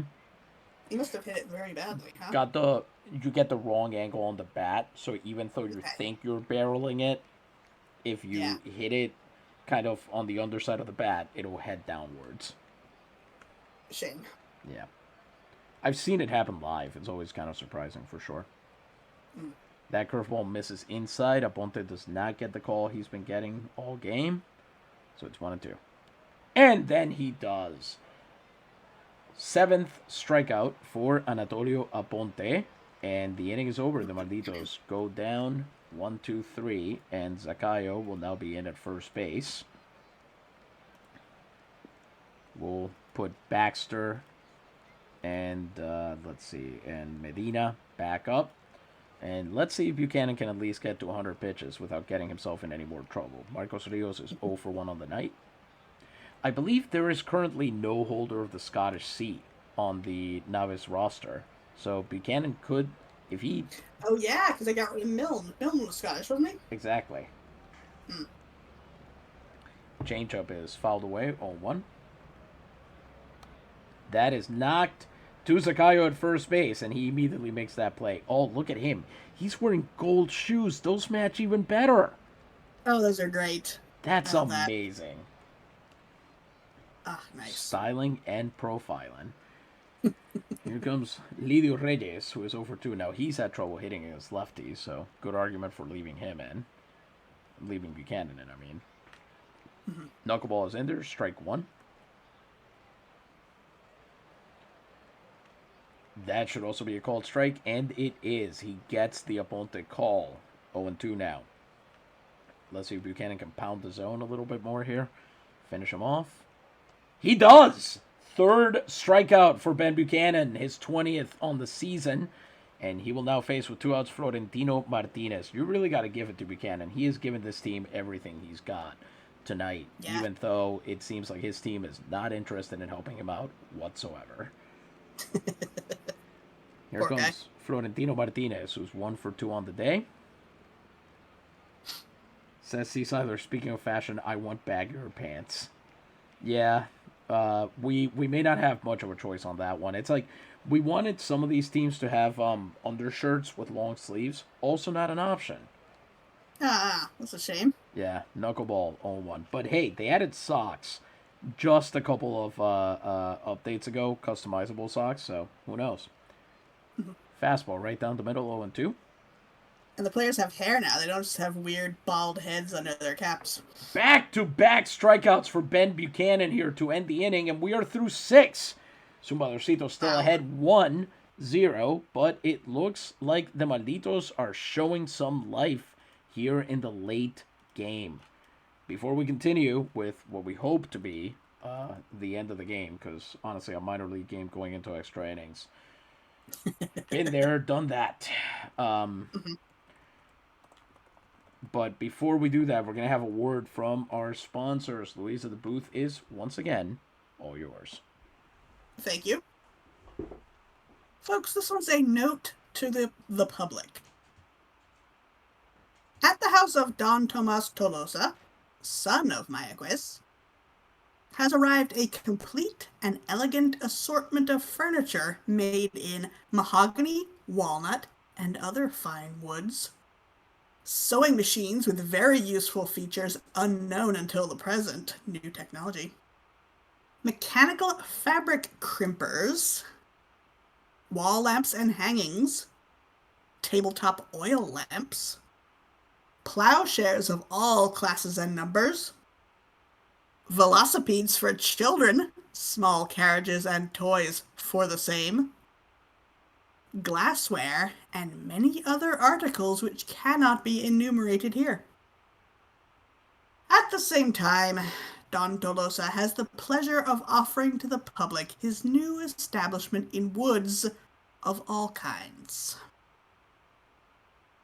That does make it sound like his establishment is made of fancy woods, but he is just letting you know, we assume, that the things inside that you can purchase are made of fine woods of many types. I really want to know more about the velocipedes, small carriages, and toys for children. I really want to know what those are like. Velocipedes, bicycles, were still pretty new at the time. Kind of like a gimmick, as far as I understand, and not officially recognized as this is just a way you can get around. So I wonder what they were like for children. I'm sure that was the most exciting and thing that would make you the most popular kid on the block, wherever you lived. And I wonder if small carriages are toy-sized carriages, like you could put your dolls in, or small carriages that could actually be pulled by a horse, but are child-sized. It seems dangerous. Yeah. Who knows, what are right? they supposed to be pulled by? A pony? I would assume so. Like a pony and trap, but it's a small carriage. Yeah, I did not understand that one. I looked all over the place, and that was the only translation I could find. So Fair enough. It might have been just like little ones for your dolls, and then you pull it around yourself. yeah, boy.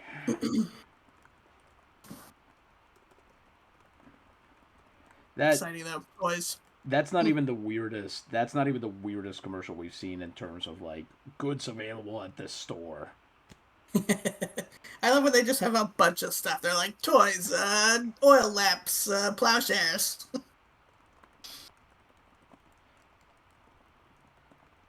I'm trying to remember. There's a Greg Davis story from a while back that he said sort of clarified. Greg Davis being who he is, he said this clarified his views on kind of why the Spanish economy was in free fall. He said he was on vacation in Spain because he's a British man, so of course. Yep. And he went to a store where uh, the man specialized in selling socks, and that was one of the things that he had chosen to specialize in. And the other thing that he had chosen, and he had chosen to specialize in selling one other thing, and it was potatoes. Huh. Interesting. So yeah, I can see where that might make you think, yeah, this is a cultural expectation that you're gonna have just weird combos of things going in a store. Yeah. But yes, Yeah, there's this store, yeah. I mean, they definitely specialize in wood things and the toys and everything. That could certainly be made of wood. But plowshares and stuff, mechanical fabric crimpers, those are metalwork, I'm sure. mm-hmm. And it really does make you wonder if this is a situation where you're does it depend on the people that you does it depend on who your suppliers are? Is this just kind of Yeah.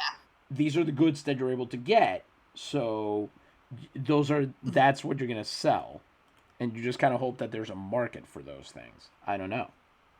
Yeah. You always hear those stories about some merchant getting a shipment and they're told, oh, the thing you ordered, we don't have that. But instead you have a whole ship full of, I don't know, velocipedes. And then Mm-hmm. suddenly this person becomes rich because that's what they're selling instead. Sure. Yeah. Oh boy. All right, here we go. Top of the seventh, the Malditos now playing from behind, despite Ben Buchanan's just truly Herculean efforts here. Are facing Anatolio Aponte, who has so far mowed them down very efficiently. Only 58 pitches over 6 innings, 3 hits, 7 strikeouts. He will face, well, he's not going to face Dupont, but he will face instead Boucher, May, and Tlatenchi today. Now batting for the Malditos de Naguabo, number 35, Francisco Boucher from Port-au-Prince. He is the future of the franchise in center field. Powerful athlete so far. He's got an OPS of 10.02, 3 home runs and 11 runs batted in. Plus, he can steal bases, so that's why we're putting him in. Nice. Very much a prototypical leadoff hitter. He's usually the leadoff guy, I think, these days. Fastball misses low, 1-0, and maybe he'll scare Aponte into letting him. Oh boy, he cuts on that fastball and misses 1-1. Last year, he was almost going to lead the club in home runs, and then Min-Soo Kim ended up getting in there and beat him in less than half the season. That fastball misses low, 2-1. But Min-Soo Kim's on the major league roster this year, so. Boucher knocks that one past the infield, and he's got himself a leadoff single. So we'll see what happens now as Walker couldn't quite get there in time, and Boucher has to put on the brakes. Boucher, quite a good base stealer. We'll see if he's going to be successful here. So far, I believe he has 1 stolen base on the year. Last year, he did quite well, 27 for 34 on the base paths. Let's see if he can get his second of the year here with May up to bat, 0 for 2 on the day. As Boucher does not go on that one, but boy, he took a big lead. He could have gotten easily picked off at first. Fastball, and Boucher returns there. May's going to have to pull the trigger on something. He hits that one. Oh, God, that's a tailor-made double play there. But luckily, Boucher, with a hard slide, breaks it up a little bit, and May will reach on the fielder's choice. Unfortunately, not nearly as dynamic a runner there. So here comes Oswaldo Tlatenchi, who is responsible for 1 of the 4 hits the Malditos have gotten off of Aponte today. Can he do something here? With 1 out and a man on first. Tlatenchi watches that pitch inside, and it is called correctly a ball, 1-0. That pitch also inside, 2-0. Right in the same spot. Tlatenchi checks his swing successfully. He holds up, and it's a 3-ball count for Gatillo here, who ironically has not yet pulled the trigger in this 8B. Oh boy. Let's see what happens here. You have got to be kidding me. Oh man. Oswaldo Tlatenchi, who walked into this game with a triple zeros batting average, has raised his on-base percentage from 049 to 091, has raised his OPS from 049 to 117 in one game. He's kind of. I always hate it. I always hate it when a guy can stand at the batter's box and not move a muscle like he was a mannequin and then get on base. That's no good. I learned today that apparently at the Louisville Slugger Bag Company, there's apparently a thing where you can stand in the batter's box, and I don't know if it's just a hologram kind of thing or if it's like an actual, there's like tactile stimulation of some sort, but you can basically stand there and you can tell it what does it feel like to stand in the batter's box and see like 100-mile-an-hour fastball going by you. Oh man. And there's a sports museum in Boston where you can get they'll give you a glove basically, and then it shoots you a Roger Clemens fastball into the glove, so you can feel what that must have been like to catch.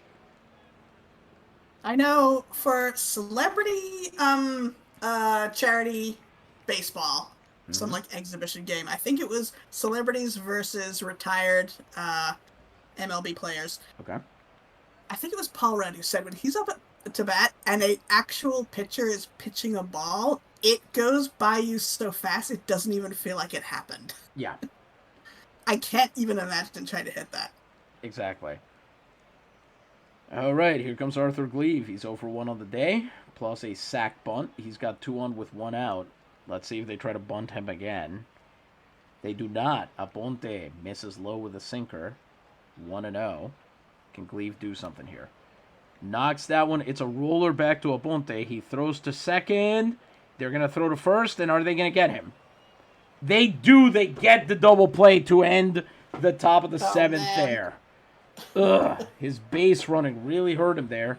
And Vieques remains in front. We're going to leave Boucher at least. Give him 3 outs in left field here. Because we want to make sure his bat is still in the lineup in a little bit. I didn't know the game announced that it was time for it to take me out to the ball game. Sometimes it does, sometimes it doesn't. I have no idea what determines that. Buchanan, 6 innings, 4 hits, 3 walks, 4 strikeouts, 92 pitches. He'll face Julio Rodriguez, Marin, and Espinosa. Rodriguez has struck out both times he's come up to bat. And Buchanan has so far really given us no reason to take him out, if we're being honest. It's not his problem here. That knuckleball is in there for a strike, 0-1. And we're kind of hoping to raise his trade capital because he is probably not the Scott we're going to stick with. So that pitch misses high and away, 1-1. Do you have your eye on somebody? McKinnon, yeah. That's probably the future holder of the Scottish seat. Middle infielders who can bat for power, are righties, have decent speed. Those do not grow on trees. As Rodriguez swings through that knuckleball. Whereas Buchanan has 3 years, 4 years left in the system before we have to promote him or figure out what to do with him. McKinnon is 20. He's got 1 fewer year. He's 1 year older. And he probably is going to be the better overall player of the two. Okay. 1-2 count. Got him. 3 strikeouts for Julio Rodriguez. 3 of the 5 strikeouts Ben Buchanan has put across today. He will now face Luis Marin, who's 2 for 2 plus a walk. The most dangerous hitter in the lineup today, for sure. Marin hits that one foul. 0-1. We also have our eye. He's also not the only knuckleballer, Buchanan.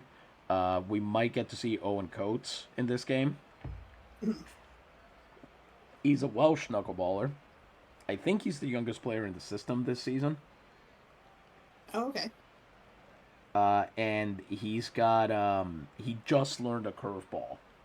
So he's looking very, very coachable. If he can up the velocity a little bit and maybe add another pitch, then I think he's in a really good spot to become a future starter. Oh, okay. 0-2 count. And he got him!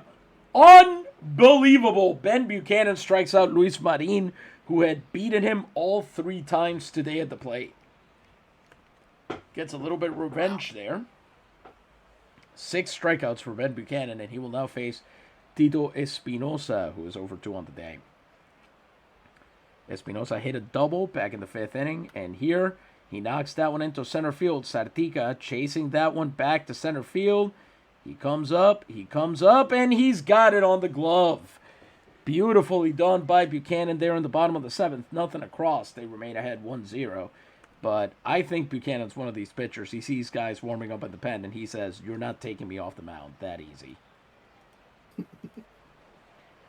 Ziad Mazin, Atsan Nemanjic, and Adam McKinnon will face Anatolio Aponte in this one. Anatolio Aponte threw 7 innings, 4 hits, 1 walk, and 7 strikeouts. And I really am wondering whether to bring in Angelopoulos. You know what? Sure, why not? Yeah, why?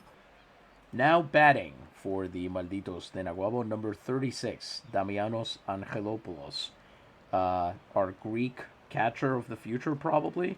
He's not going to be an amazing hitter, but he's like a Greek Spike Stonehand. Great behind the plate. Can't run. Can't hit. Spike could hit at one point. He's fallen off this year, unfortunately, because it would be really useful to get that power out of him. But yeah, he's been having some trouble. Although I think he hit a homer, but still. Angelopoulos is from Calambaka, which is in a region. Calambaka is one of the nearest towns to Meteora out there, which is. Oh, okay. Have you heard of this place? Yeah, the special like remote monasteries, nunneries. Yeah, that are all in like these incredibly high up mountains. Yeah, it's ridiculous. It looks like something out of a fantasy novel. Exactly. A friend of mine traveled there in December and got to see them live, and she asked whether she should do that or something else. I'm like, no, no, no, you are going to Meteora. Yeah, you gotta go see that, sure. Yeah. I could never, so you have to do it for me. Abonte, 70 pitches over 7 innings, 4 hits, 1 walk, 7 strikeouts. Angelopoulos currently on an OPS of 980 with 2 homers and 8 runs batted in. So we're going to pull out all the stops to try and win this game and see what happens. Damianos holds up on that fastball, 1-0. Angelopoulos impressed in spring training. He did a pretty good job with the pitching staff, and this year became the number 1 catcher for the Malditos because his predecessor. I was wrong. There is a holder of the Scottish seat on the Naves, Kieran Anderson. He's the Oh, 3rd catcher on the roster. He's actually been doing very well as a backup catcher in DH. huh. That was good. Yeah, curveball misses low and in for ball 2. I don't know if Anderson's going to last on the roster. I think he'll get moved before McKinnon can take it. Ugh, that is lined directly to Joshua Walker there. And that's out number 1. Here comes Zamanic, who is 0 for 2. I don't know if I have anybody left to put in for him. I mean, I do. The answer is that I definitely do. I have 2 Canadians. You always need more Canadians for the runs. That's right. Now batting for the Malditos Naguabo, number 46, Trevor Ransom. Currently on an OPS of 900, 1 home run, 6 runs batted in. Absolutely terrible mustache. Poor guy. 1 out, bases empty. Corners are in for him, so they're not scared there. Fastball in there, 0-1. Ransom hits that one off the tip of the bat there on a check swing, and that gets sent away. Coates and Baxter are going to hit the... Actually, no. We're going to stick with Baxter and Medina. Poor Coates.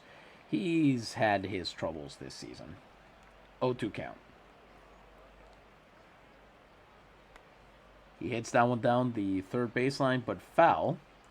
Ransom staying with it. We're going to see his surprising power as he lines that one into center field, but it arcs, unfortunately. He thought he'd gotten it on the barrel. Doesn't work. Marina's there, and that's out number 2. Here comes Adam McKinnon, 1 for 3, to try and extend this inning at all costs. First and third baseman guarding the lines there as that fastball is in there for strike 1, 0-1. Can McKinnon at least do something here? He takes the pitch all the way, that curveball. You knew that bat wasn't going to leave his shoulder. It's 1-1. And here comes Aponte, pitch number 80. He's been almost metronomic with the 10-pitch innings here. McKinnon is able to bounce that one foul, 1-2. Let's see if he'll finish him here. He does not. McKinnon, benefit of experience there. That sinker misses low, and it's 2-2. Can he finish him here? McKinnon hits that one. Big fly ball into center field. Marin has all the time in the world to get in underneath it. And the Malditos, yet again, unable to get anything going against Aponte, although they're not striking out as much anymore. Angelopoulos now sitting behind the plate. And we are going to move Abraham Sartica to left field. No, you know what? We're going to leave him in center. He's less tired. Boucher can take the easier left field here. Juan Cortez comes up next. Buchanan at exactly 100 pitches. And Cortez... No, you know what? I think we're going to stick with him. I think we're going to stick with our boy. Juan Cortez 0 for 3 on the day. He's batting 100. Really, again, we know the pitch count is big, but Buchanan has given us no real reason to distrust him here. Says C. Seiler, Nasal Qatar is bad. Gotta be sure to take my Zyrtec. Woodtar liquor only works on bladder Qatar. Remember, folks. Indeed. Gotta be careful with those Qatars. If you take the wrong thing, you might end up with a catastrophe. 1 out and the bases are empty for Joshua Walker, who is 1 for 3. Everybody please roar to tell Louisa that when she gets back in the booth. As Buchanan misses inside with that knuckleball, 1-0.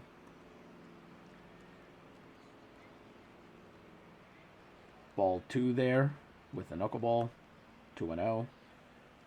Afraid of him after that double Walker hit, and with good reason, but here Walker lines that one into right field, and Cleve has it. It's out number 2, and here comes Marco Gomez, who's 0 for 2 on the day. Buchanan just absolutely nailing it down. If they can get him a run, as he hits that one through Tlatenchi, first hit of the game for him. It goes all the way into a left field corner, and Boucher has to take a second. He's not used to playing this position. It'll be a double for Marco Gomez, who makes it back in there. Wow, right in the corner. Yeah, scoring position for Marcos Rios. Well, you were out. Seasiler mentioned nasal Qatar is bad. Gotta be sure to take your Zyrtec. Woodtar liquor only works on bladder Qatar. And I mentioned that if you take the wrong thing for the wrong inflammation, you might end up with a catastrophe. Oh, man. Just put that in there. What was that now?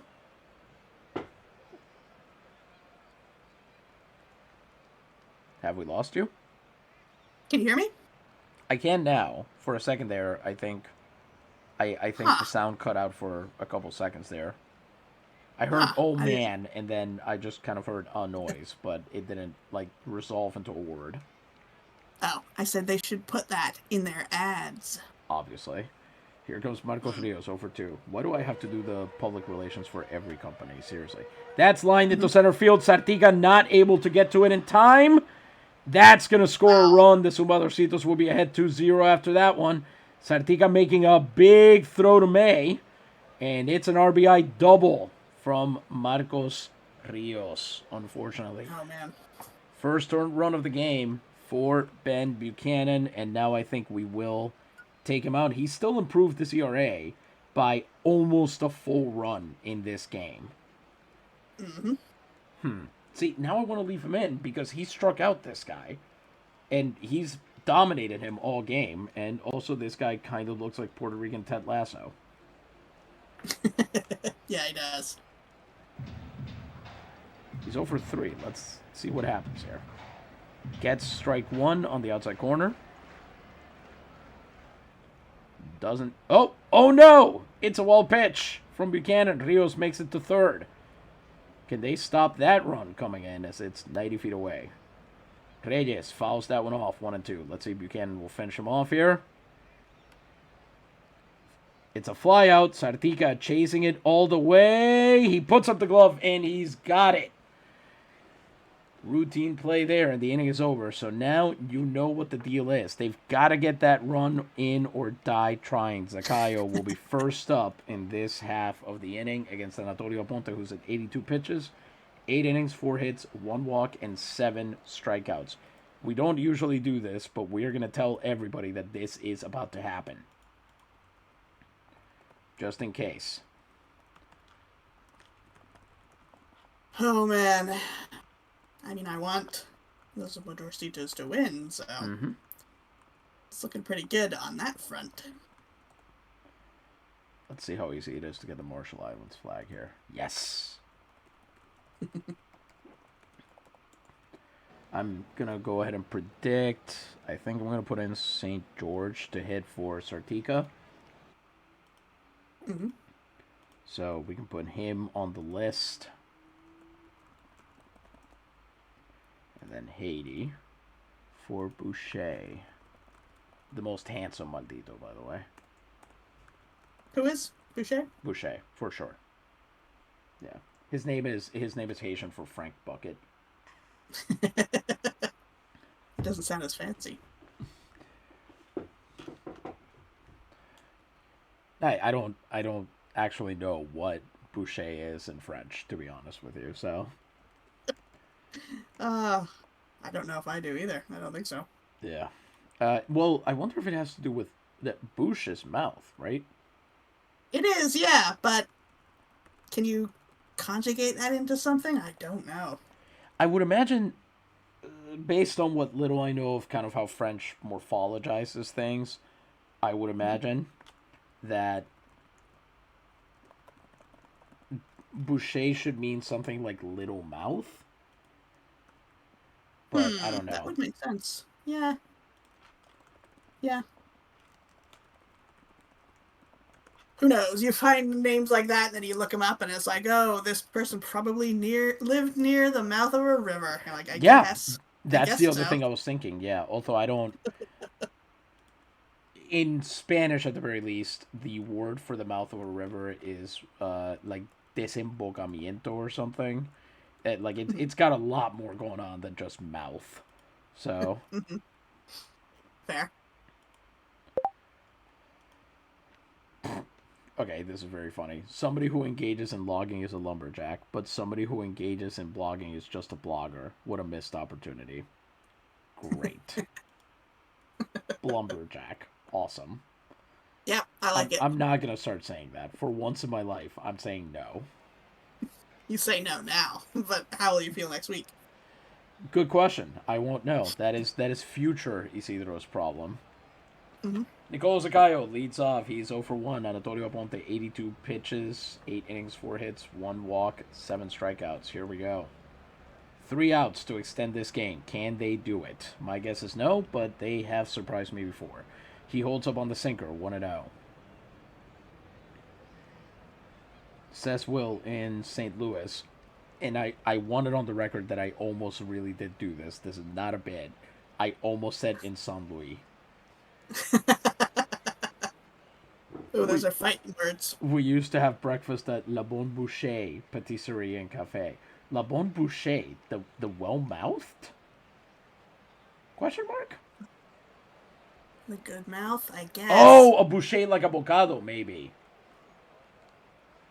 What are we?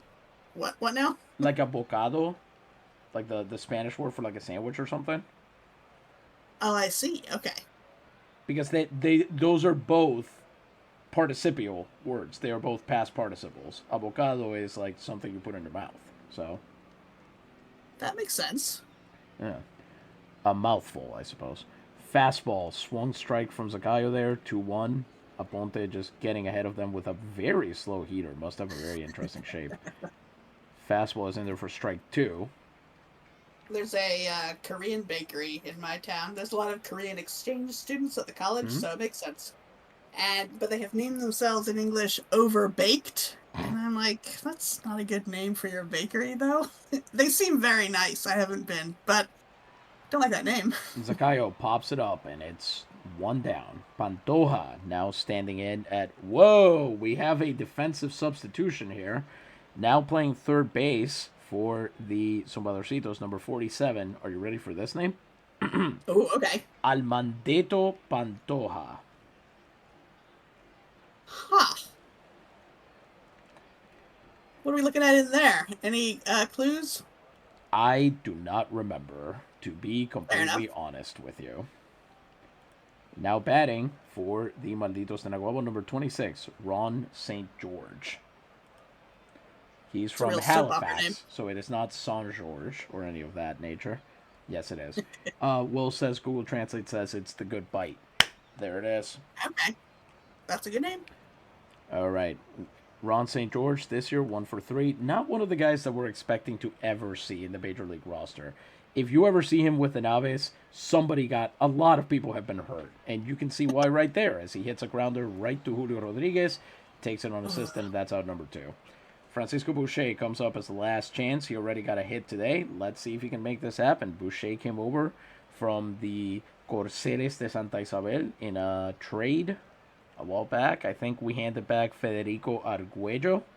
And Oh, so he was in the majors, this guy. no. Sorry. It was all minor Oh, their team. leaguers, but Okay. the Santa Isabel sent him over, and the Navegadores sent over Federico Arguello, who's been doing quite well this season, actually. Last season, he was a mess. And Theodore Booty Buti, Buti, probably, who is a pitcher, but I don't remember if Ted is still on the Santa Isabel roster. Okay. Good question. 0 for 1. 0 1, pardon me. Boucher takes the curveball, 1-1. Boy, this is exciting. As Boucher watches that sinker miss, 2-1.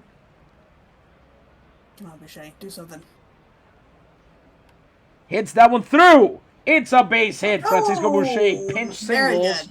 And now things get officially interesting. He's not done yet. It's the 5th base hit for the Malditos here, and up comes Wilbur May.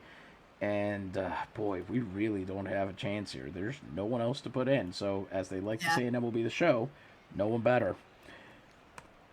2 outs, Boucher's man not first. great at stealing, but he's definitely going to try, right? He's actually pretty good at stealing at this level, but I don't know if he's going to try off of this particular pitcher. They're I feel more like you have to go for it. they're more conservative about the base running at this level, and yeah, maybe. Who knows? Okay. Sinker misses inside. As the curveball misses as well. We like to let Nicolas Colon, which is the manager of the Malditos, just kind of cook on strategy. That's why he's allowed to do sack bunts. Okay. 2-0 count. He hits it through! Wilbur May with his first base hit. And the tying run is officially on base. Wow. 2 base hits back to back, and Oswaldo Tlatenchi is now the final hope. He's gotten a hit and drawn a walk. Let's see what happens here with 2 on and 2 outs. Oswaldo watches that. His fastball is outside, and Aponte gets a very kind call for strike 1. If he could get the hit that you were hoping he would get this game, it would be incredible. He already got it. Now? Well, I mean, if he got a real good one right now, that would be blow incredible. this game wide open. Yes. Yeah. Curveball. Low. 1-1. I mean, really, any way he gets on base is fine by me. But yes, it would be amazing if he unloaded those runs.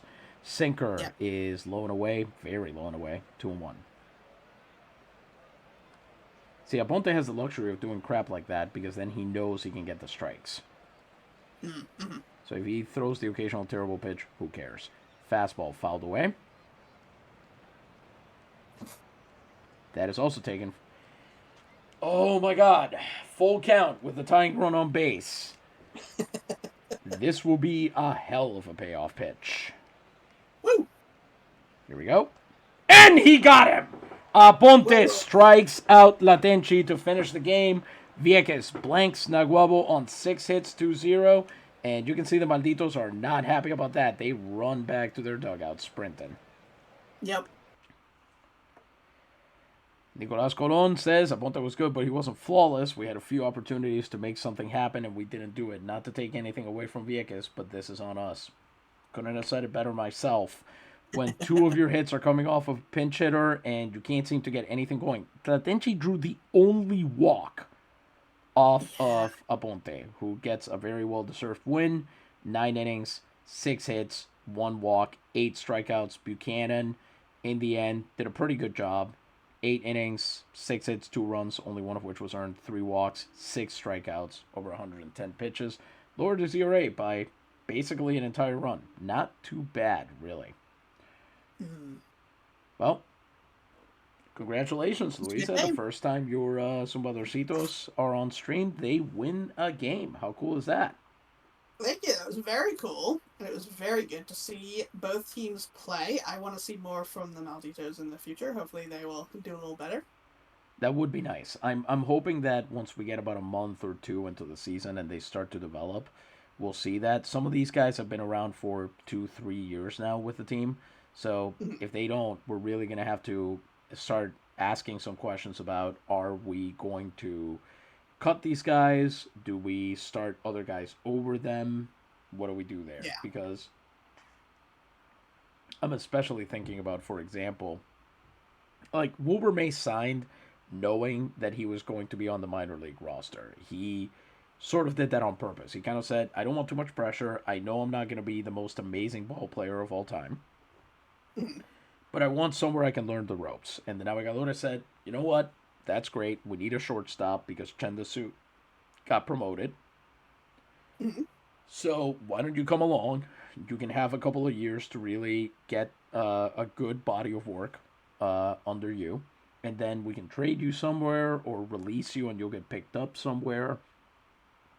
So a lot of these decisions, not to, you know, obviously I'm not handing it to the reserve clause era here, but Yeah. the fact that you could make these decisions, that you as a pro ball player could kind of take advantage of your limitations and say, I know I'm probably not going to be amazing, so let me approach a team that doesn't need an amazing player and sign on, and I'll get paid that way.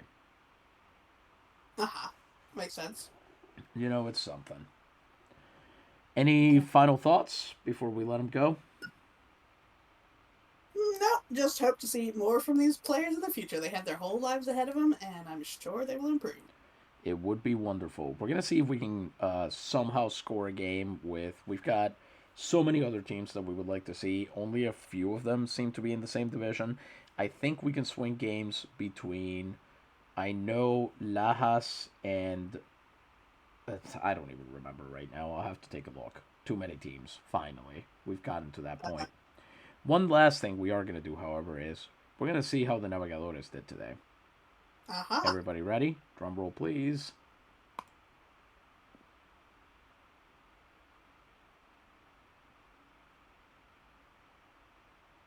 This is turning into a very long drum roll. Don't you dare crash on me right now. And the Navegadores won against Luquillo 5-3. 28 Wow. and they played against Ramon Chavez, who dominated them last time, but he gave up 4 walks this time. And Dian Paicos, walking nobody, had 6 strikeouts, ERA of 1.86, but it was Pablo Salmeron who nailed them to the wall this time. 3 doubles, 2 runs batted in, scored one of his own. Nicely done. himself. Rodijon himself, sure. And then Frank de Castillo had a 2-run triple as well that really put them ahead. So, wow. Nice. Nicely done. I really wasn't expecting that. So, that's a good bit of news to end today on. We will be back next week. I'm not sure what we're going to do yet. We might go back to the Naves or we might stick with this minor league stuff. We're probably going to do that, to be honest, because this is really enjoyable seeing players that we don't usually see. And we still got to see our other new special prospect, Zizzy Plu, take on a team. And we've never seen the Fobianos, the Ristretti, the Cachorros. Trying to remember who else. The Perritos de Pradera. I want to say those are the 4 other ones. So we'll definitely take a look at those. But until then, this has been, as always, Isidro Montalvo Espinosa, broadcast coordinator for Liga Nacional Puertorriqueña en vivo. Gente, buenas noches, gracias mil y Dios les bendiga.